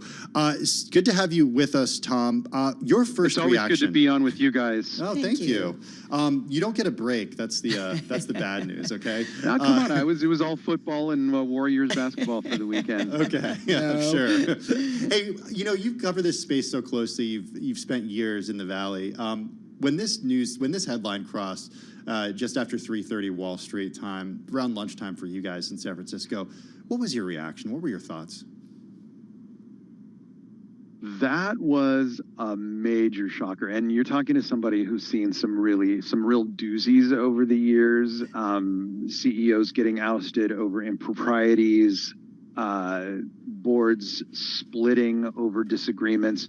This one really took the cake. In part because of the way they talked about why they did it. When you read those headlines, when you read that message, they said he was less than forthcoming. He was not as candid as we wanted him to be. That's not an exact quote, but you get the gist. That struck us as this guy lied. This guy did something really inappropriate. That's what it looked like. I mean, obviously it was much deeper and much different from that, but it looked like, oh my God, what did Sam do? And it turns out that what was really behind it is that you have this organization, this company that was started as a nonprofit with some very specific goals and parameters around what they wanted to do. We want to change the world. We want to do it responsibly. We want to create responsible artificial intelligence. Over the years, Sam Altman comes in and he really certainly wants to continue with that mandate, but he also wants to make it commercially successful. He's lining up investors. He's cranking out products. He's winning customers. And that really changed the fundamental dynamic, the fundamental business model of this organization, OpenAI. And they, at some point, basically said, we've had it. This isn't the right guy for us. And from there, Silicon Valley and across the tech landscape just went bananas. It makes you wonder, though, did the board not have any idea about the importance of this leader, this co-founder, in terms of his import to the rest of the employee base, which, as we now know, most of them have signed a letter saying, we want to follow this guy. More than 90% have signed a letter. Now, I want to just caveat this and say it's one thing to sign a letter threatening to leave. It's another thing to actually pack your bags, fill your boxes for, clean your desk and go. Good point. A lot of these people are here on H-1B visas, for example. That's been talked about on the former Twitter. It's not like you can just very quickly and easily jump from one company to another. And also Microsoft, right? How do they absorb potentially dozens, if not hundreds, of engineers from another company? It's not the kind of thing you can orchestrate very quickly or easily. Having said that, it sends a very, very strong signal to those board members who are left, who basically orchestrated this, pushed out Sam, pushed out his president, Greg Brockman. They have a lot of soul searching that they need to do, and they need to do it very, very quickly. Tom, what I don't understand is, though, one of those board members, who my understanding is made the call to sign the letter. Like, how you're talking about Ilya. Talking about whiplash in terms of your thinking. Like, what does that say, or what does that indicate potentially to you, who understands this tech world or has covered it for so long? Well, he got on X and said, I'm sorry for what I did. I did not mean to basically, rent this company asunder. I don't think he fully counted the costs of what he was doing. I don't have a line into him, so I don't want to presume to know his mind. But based on his public statement, there has been a very serious change of heart on his part regarding, the decision making there. I don't think they fully understood the implications of having Sam Altman move away, and what's left is investors like Microsoft, Thrive, Tiger. There's a whole bunch of investors who have put so much money into OpenAI, whether in the form of venture capital backing or credits for using their cloud computing systems, whatever it is. They have a lot at stake, and Microsoft comes off, hey, we got Sam and we'll hire as many of you as we want or as we can, but these other investors are left holding the bag. Hey, Tom, we've been talking about the philosophical differences between Sam and some others who are on the board when it comes to the future of generative AI and what a world with generative AI actually looks like. How would you characterize these two different factions here? Like, lay out the worst case scenario for us. Well, I mean, you have people on there who are really at the forefront of responsible AI, doing things ethically and doing things deliberatively, and making sure that we put the guardrails around this technology. Look, this is very powerful technology. This is we like to talk about how, well, it's going to help me write my resume or help my kid cheat on their homework, or, it's going to change the way we work and it's going to make us more efficient. And I think all those things are absolutely true. And we can have fun, playing back and there's all kinds of great implications for the workplace from generative AI. At the same time, the concern, the speculation is that could this be used against us? Could this be used? And we certainly see instances of it, sort of generating and spreading false information, harmful content, for example, racist imagery when it creates an image of somebody that perpetuates and actually accentuates a stereotype. Those are all harms that can be done if we don't put the proper guardrails, if this remains unchecked. Then there are sort of the more doomsday scenarios, right? Can this enable someone to create biological weaponry? I mean, can the robots turn on us? Those are all much more doomsday. Those are much more the nuclear option. And I would say Sam Altman is in the camp of like, look, we can do this responsibly. We can put the proper parameters around this. But he became increasingly, the speed at which he wanted to do things, the way that he wanted to commercialize the business, that increasingly put him at odds with these members of the board. What are the smart questions to kind of, I think about our Bloomberg audience, investors, just in general, that should be asking now? Like, is it a talent grab where anybody can now grab these individuals, and so we don't know exactly who will ultimately be the leaders in generative AI? Is Google laughing on the sidelines, just kind of watching this chaos? Microsoft, which now has a multi-billion-dollar investment in AI, but is also doing its own thing. Like, I'm just trying to figure out what are the smart questions, and we have about a minute left. Right. I mean, you look at Microsoft. They, with their investment in OpenAI, that really, helped catapult them to the front of this new push into generative artificial intelligence. There was a lot of concern, and you saw that stock drop on Friday after. You asked, well, what was going through my head Friday afternoon? It was like, oh man, I don't want to be a Microsoft investor at this moment. But today the stock is back up. We're near records. That sends a signal that people feel like Microsoft is doing the right thing. That Satya Nadella came away, smiling from this experience. That said, lots of risks. Do regulators look at this? Does somebody else woo Sam Altman away? Google is certainly very much ready and willing to snap up engineers and to bolster its own artificial intelligence efforts, which are formidable. And we should note Salesforce's Mark Benioff also saying he would hire those people who left OpenAI, Carol. Just a few stories for you and the team, Tom, to go after. Tom Giles, we love you, executive editor, Bloomberg Technology.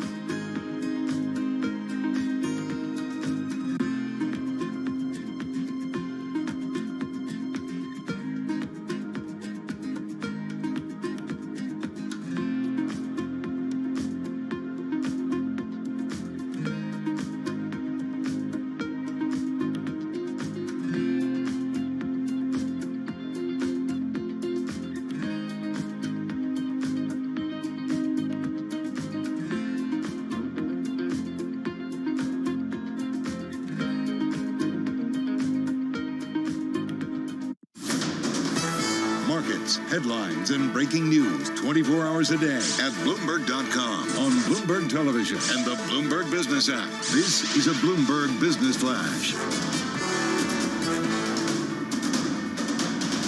It's 4:21 on Wall Street. We do check markets all day long here at Bloomberg. Zoom Video Communications reporting better than expected revenue on strong enterprise sales, a sign the company is holding its own in a competitive market for business customers.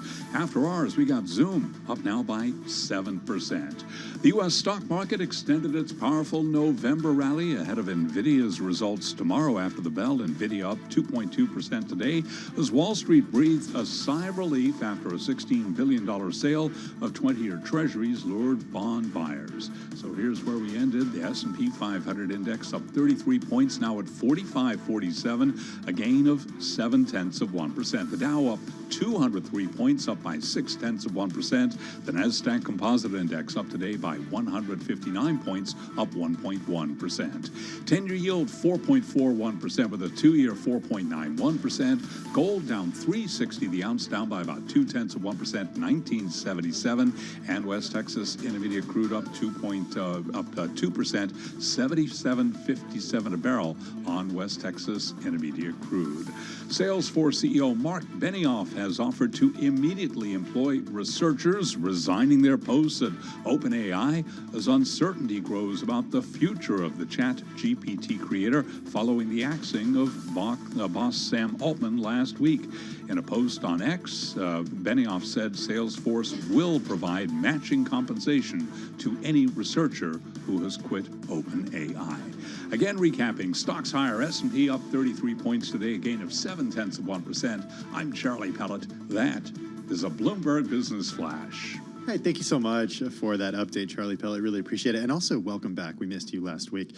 Hey, Carol, in 2021, more than 200,000 Americans got these letters from the Social Security Administration. These letters said that, hey, we overpaid, and you actually owe the Social Security Administration money. So people had to pay back the Social Security Administration. Well, if they didn't pay, their benefits would be cut off until the Social Security Administration gets its money back. All right, this is all according to our next guest's new book. It's fascinating. Social Security Horror Stories. Protect yourself from the system and avoid clawbacks. This story, by the way, was the top of a 60-minute segment earlier this week that included Lawrence Kotlikoff. He's the co-author, Tim, of the book, along with Terry Savage. Hey, it's good to have you back with us, Lawrence. He's also, we should note, a professor of economics at Boston University, a fellow of the American Academy of Arts and Sciences, and a research associate at the National Bureau of Economic Research, among many other things. Carol, I actually left a lot of the stuff out of his bio. He's written a ton of books. 20. He joins us on Zoom from Boston. So great to have you back with us, Larry. I hope this finds you well. Let's get to the crux of it, because it is fascinating. It's also terrifying. You've also, though, been writing about the Social Security system for years. Why has this continued to generally be on your radar and a topic that requires examining, in your view? Well, it actually turns out there was testimony by the acting commissioner in front of Congress a week or so ago, and she confessed that there's 1 million people being clawed back each year. So I've been writing about these horror stories. I've been calling them horror stories. I wrote on PBS NewsHour and Forbes for years. I've been writing, because people were asking me questions about Social Security and telling me this, and then I wrote another book called Money Magic, which Terry Savage, who's my co-author on this new one, she interviewed me, and then we became kind of friends. And she started sending. She's a CBS News reporter in Chicago, and she started sending me questions. And I said, "Well, these horror stories I've been writing about them." And then I said, "Terry, let's do two things. Let's have you in your outreach ask people to send in their stories." And if we get it a lot, well, let's put them together in a book.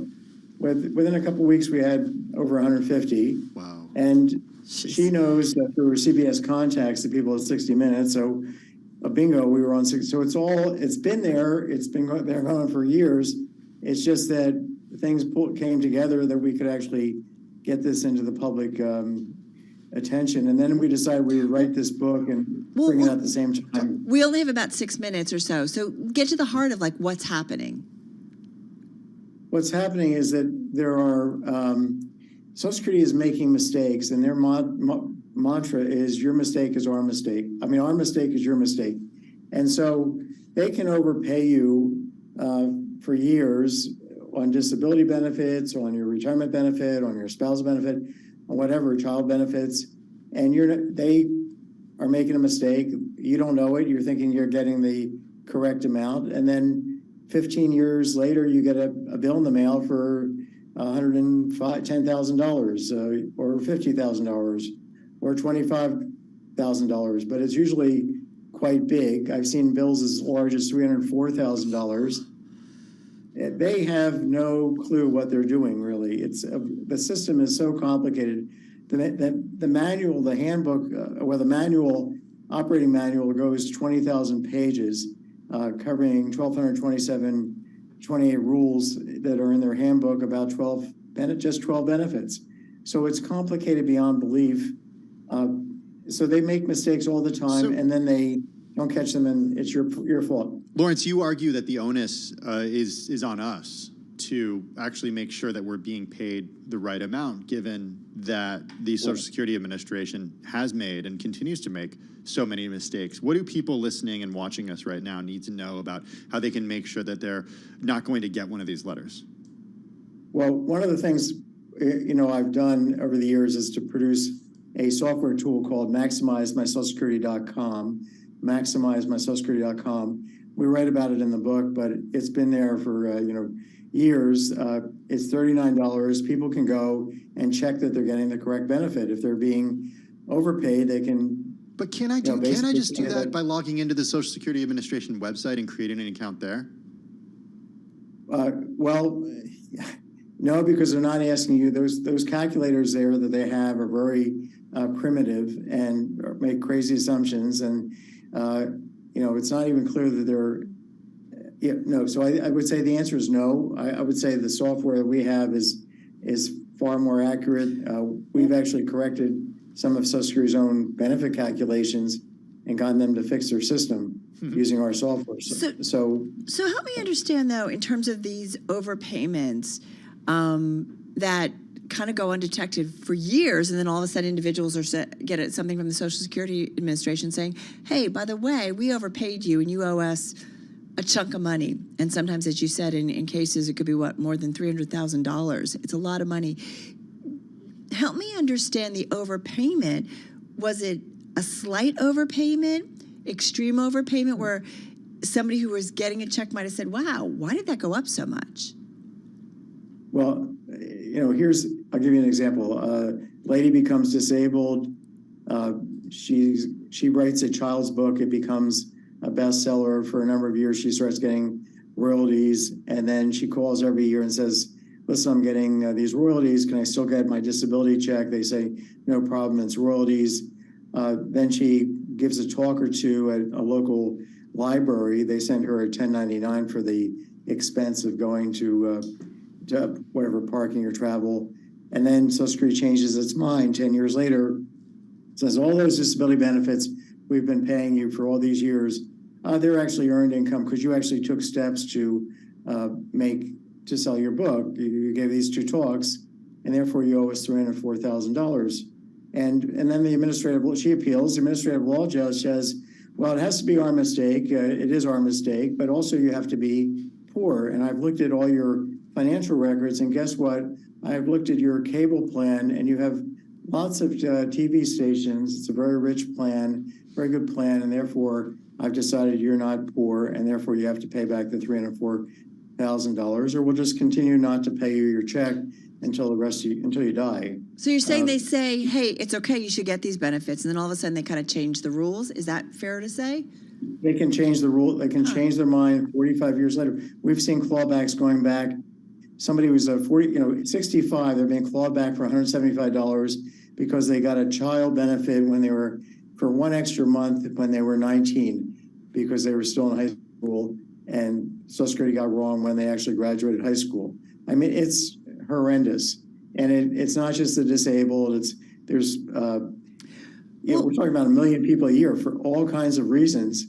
And it's all basically all mistakes from Social Security that they're charging us with. I know in the 60 Minutes piece that the individuals that were profiled, they actually, I think the Social Security Administration, I think Anderson Cooper at the end of the piece said, listen, they basically forgave their debt and they were looking into it as well. Is there anything that has moved forward in terms of Social Security and how they are managing things? And I'm wondering what you think is the problem. Is it mismanagement? They don't have enough people? They don't have good technology? And my apologies, because I know this is not an easy fix to this situation, but we only have about a minute left. Well, Social Security has changed its philosophy internally, and it's let's go get every single penny because we're broke, although the clawbacks collectively are about $21 billion that they're going after compared to a $65.9 trillion unfunded liability. So it's peanuts. And they're putting all the, 77 million recipients under threat that they could be next or their relatives because they have to pick up the slack if their brother, whatever gets hit. So I think it's people at the top who just don't give a damn. There's an overarching, the reason that those three people were forgiven is that there's an overarching principle that Social Security can waive these clawbacks if it goes against equity and good conscience. That's in the law. So the commissioner, the acting commissioner today could just say anything beyond 18 months, it's on us. That's it. Well, and they could do.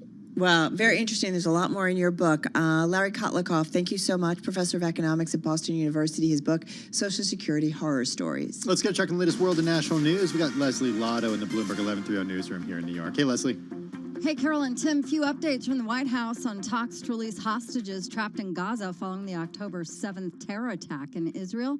For days now, officials have said a deal's close. Since then, Israel's military campaign in Gaza expanded. Some of the hostages being held by Hamas are U.S. citizens, including a toddler, and some of the captives' families are pressing for a ceasefire in order to get their loved ones out safely. During today's briefing with reporters, White House National Security spokesperson John Kirby was asked why the administration does not have any more info for the hostages' families. It has been difficult to get any great detail on every single hostage, where they are, how they are, and move that process forward in terms of informing the families. Switching directions, let someone else worry about the cooking Thanksgiving. According to a survey from restaurant tech company Pop Menu, half of consumers plan to dine out. I do. Open Table CEO Debbie Sue says the holiday season's typically busy for the industry. Lots of restaurants do Thanksgiving meals. They host Thanksgiving meals, all of the year-end holiday parties leading up into right up to the first of the year, actually. We're expecting a big increase from a year-over-year standpoint. Restaurants' books are getting booked up, so if you haven't made your reservation, I would definitely go do that. But this is a big dining moment in the year. Open Table CEO Debbie Sue there says dining demand remains relatively flat, though, year over year. Global news 24 hours a day and whenever you want it on Bloomberg.com with Bloomberg News Now. I'm Leslie Lotto, and this is Bloomberg.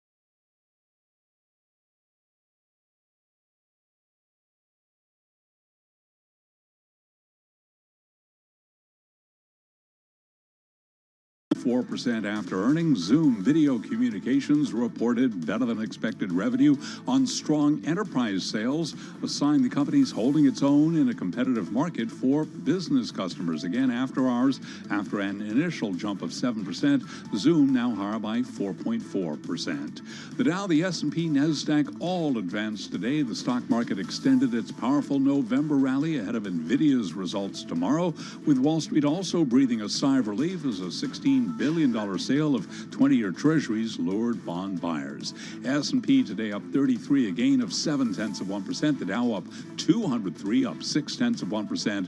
NASDAQ was up 159, a gain of 1.1%. 10-year yield 4.42%, with a 2-year that's yielding 4.91%. Gold down $3.50 the ounce to $19.77, a drop there of 0.2%, while West Texas Intermediate crude rallied 2.1% to $77.66 a barrel. Artificial intelligence very much in the news this Monday as staff at OpenAI threaten near total mutiny. Greg Halter is Director of Research at Carnegie Investment Counsel, and he was interviewed right here on Bloomberg Business Week. Our stance has been, rather than go with the more speculative companies that really don't have revenues yet, we're looking at the Microsofts of the world and Amazon and NVIDIA, the companies that make the chips, and the data centers, so Eaton providing the electricity and the electrical power into that area. Those are the ways we're playing this, the more established companies. And you can hear more of the conversation with Greg Halter on the Bloomberg Business Week podcast. Meanwhile, Salesforce CEO Mark Benioff has offered to immediately employ researchers resigning their posts at OpenAI. Again, the S&P today up 33 points, a gain of 0.7%. The 10-year, 4.42%. I'm Charlie Pellet.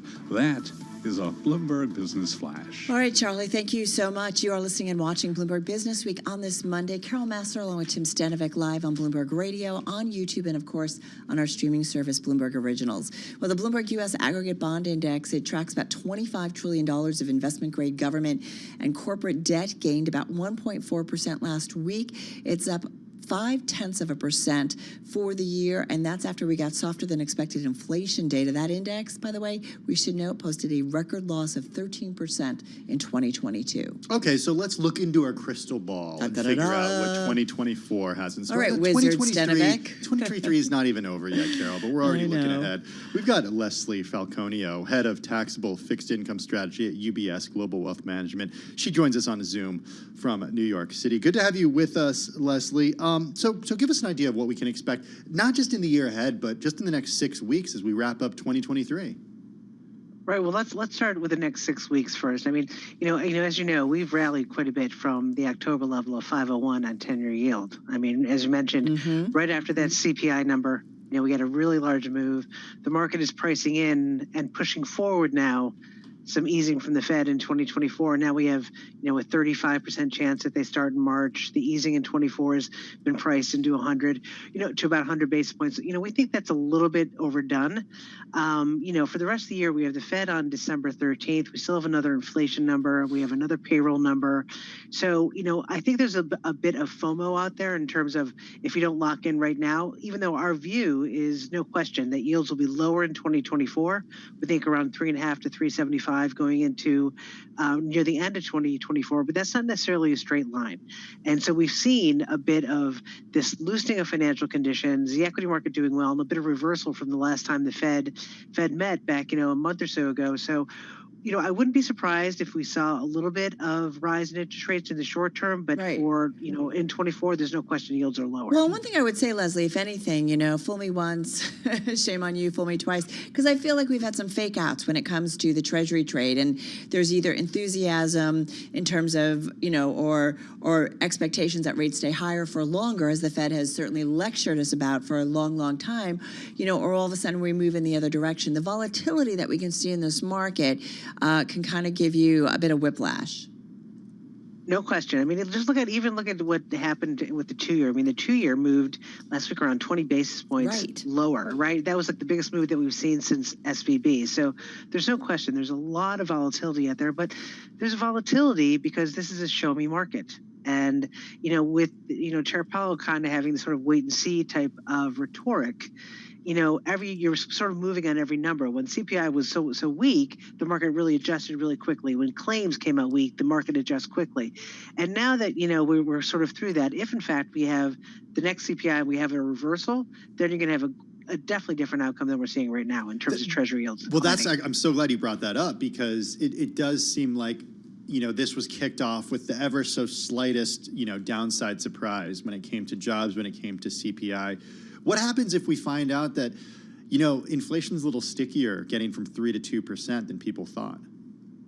And I think that's very valid. That's why we don't think that the Fed really doesn't start to ease until the third quarter of 24. And it's, it's probably in his best interest right now to sort of keep that higher for longer kind of mentality for, the first half of 24, unless, of course, we see a negative payroll print or we see a large decline in confidence. But otherwise than that, there's really no reason for them to ease in March, right? So that higher for longer will be there for quite some time. And I think that the market is just getting a bit over its skis right now, temporarily in terms of yields, but overall we think yields will come down. But it's too soon to say or wave a victory flag, right? But not too soon to lock in. We've seen this before. But not too soon, in your opinion, to lock in some of these yields.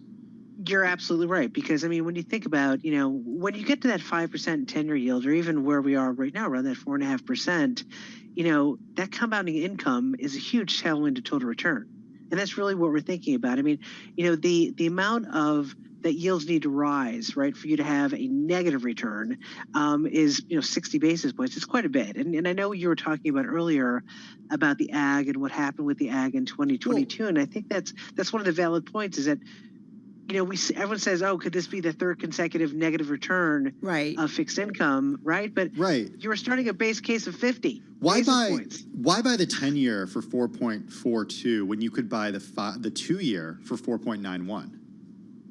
Because you have that, price appreciation by locking in and taking some interest rate exposure here. If anything, you're going to see that 2-year, which I'm sure will decline, but I don't think you're going to have that kind of, inflation appreciation that you're going to have by locking in some interest rate risk here, particularly given where we are in the cycle. Any more on the shorter, what you're saying is no more that appreciation on the shorter duration? I think you could have it, but you're not going to have it compared to what you're seeing in sort of that longer end of locking in, right? Because if they start to ease, they're easing because the economy is slowing, right? And which we think is going to happen. You'll definitely have that long end coming down. And as we know, over the past 40 years, when the Fed pauses, right, interest rates come down, both in the short end and in around that 10-year. But having that interest rate risk now on top of compounding income is great for future total return. So we had an auction today, strong Treasury auction. Yeah. Yeah. Go ahead. I was going to say that's really important too, because obviously there's a bit of angst with that 20-year given what happened with the 30-year, right? With that 5 basis point tail that we saw on the 30-year auction, there's a bit of anxiety with that 20-year because first of all, the 20-year doesn't have the same sponsorship to begin with, right? As you would as a 10 and a 30. Combined with what happened in the 30-year auction, there was a bit of anxiety, but actually it went quite well. So, okay. Real quickly, just about 40 seconds here. Recession next year. You're saying we don't cut rates until the third quarter of next year. Will there be a recession? Is that your expectations as part of the view? Just quickly. No, it's not. No, we don't have a recession view. We think a slowing growth view, but the ease will be simply because we think inflation's coming down and growth will be below trend, but not recession. All right, interesting stuff. Listen, thank you so much, Leslie Falconio, head of taxable fixed income strategy at UBS Global Wealth Management. I meant to ask her some questions from my cousin's husband, David, because we've been talking about that taxable fixed. This is market. Like a theme today. We keep having these extra questions. Let's get her back. Relating back to my family stuff. We'll get her back. What's interesting, we should mention Richmond Fed President Tom Barkin saying that progress isn't sufficient enough for the Fed to declare victory on inflation. So, folks, we're not there yet. We know that. We're not there yet. Of course that's the case. Patience. Not there. Just saying. Just putting it out there. This is Bloomberg.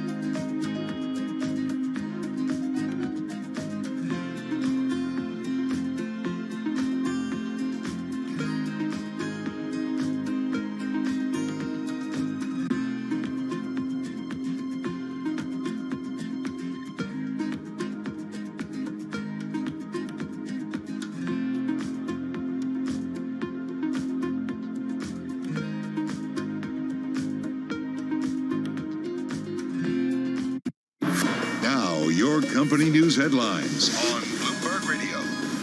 From Bloomberg World headquarters, I'm Charlie Peloton. An update for the rest of the markets. Citigroup shares dropped today by 0.2%.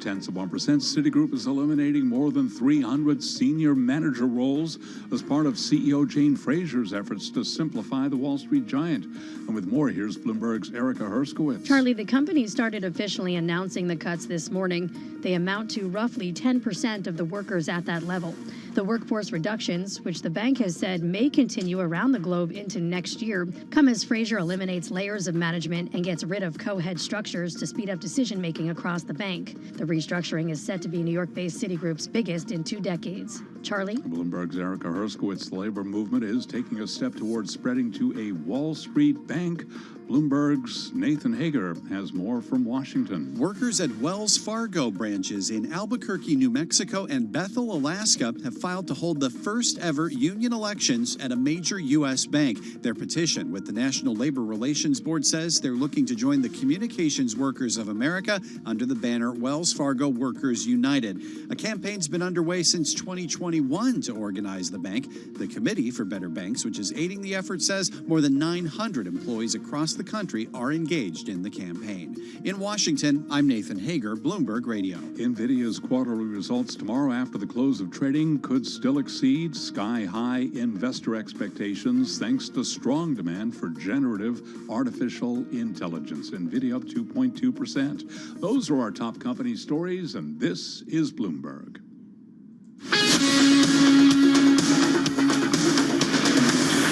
You're listening to Bloomberg Business Week with Carol Messer and Tim Stenevec on Bloomberg Radio. All right, everybody, you are listening and watching Bloomberg Business Week. A programming note, we do want to remind everyone, can we actually remind everybody? Yeah, I think, I don't know. Don't ask me. Don't ask me. I'm not the boss here. My understanding is that we're going to have Satya Nadella, the CEO of Microsoft, coming up at 6 p.m. on Bloomberg. So it'll be interesting to see what he has to say.